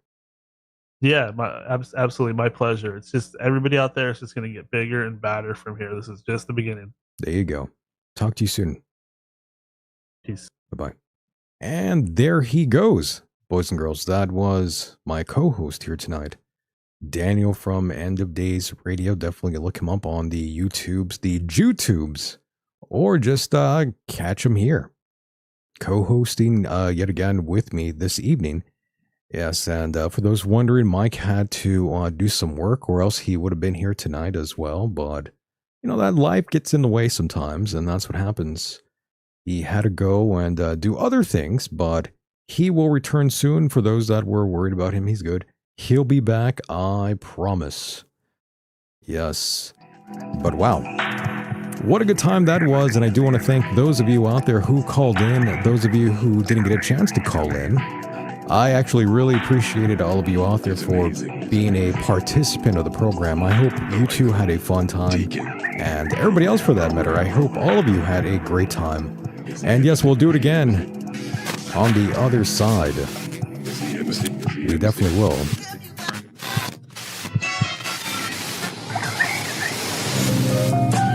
Oh yes. Lots of fun here tonight, boys and girls. I hope you enjoyed that one as much as I did, and I shall see you on the other side. And with that said, the world is a mysterious place, and life itself is a mystery. Until next time, good night.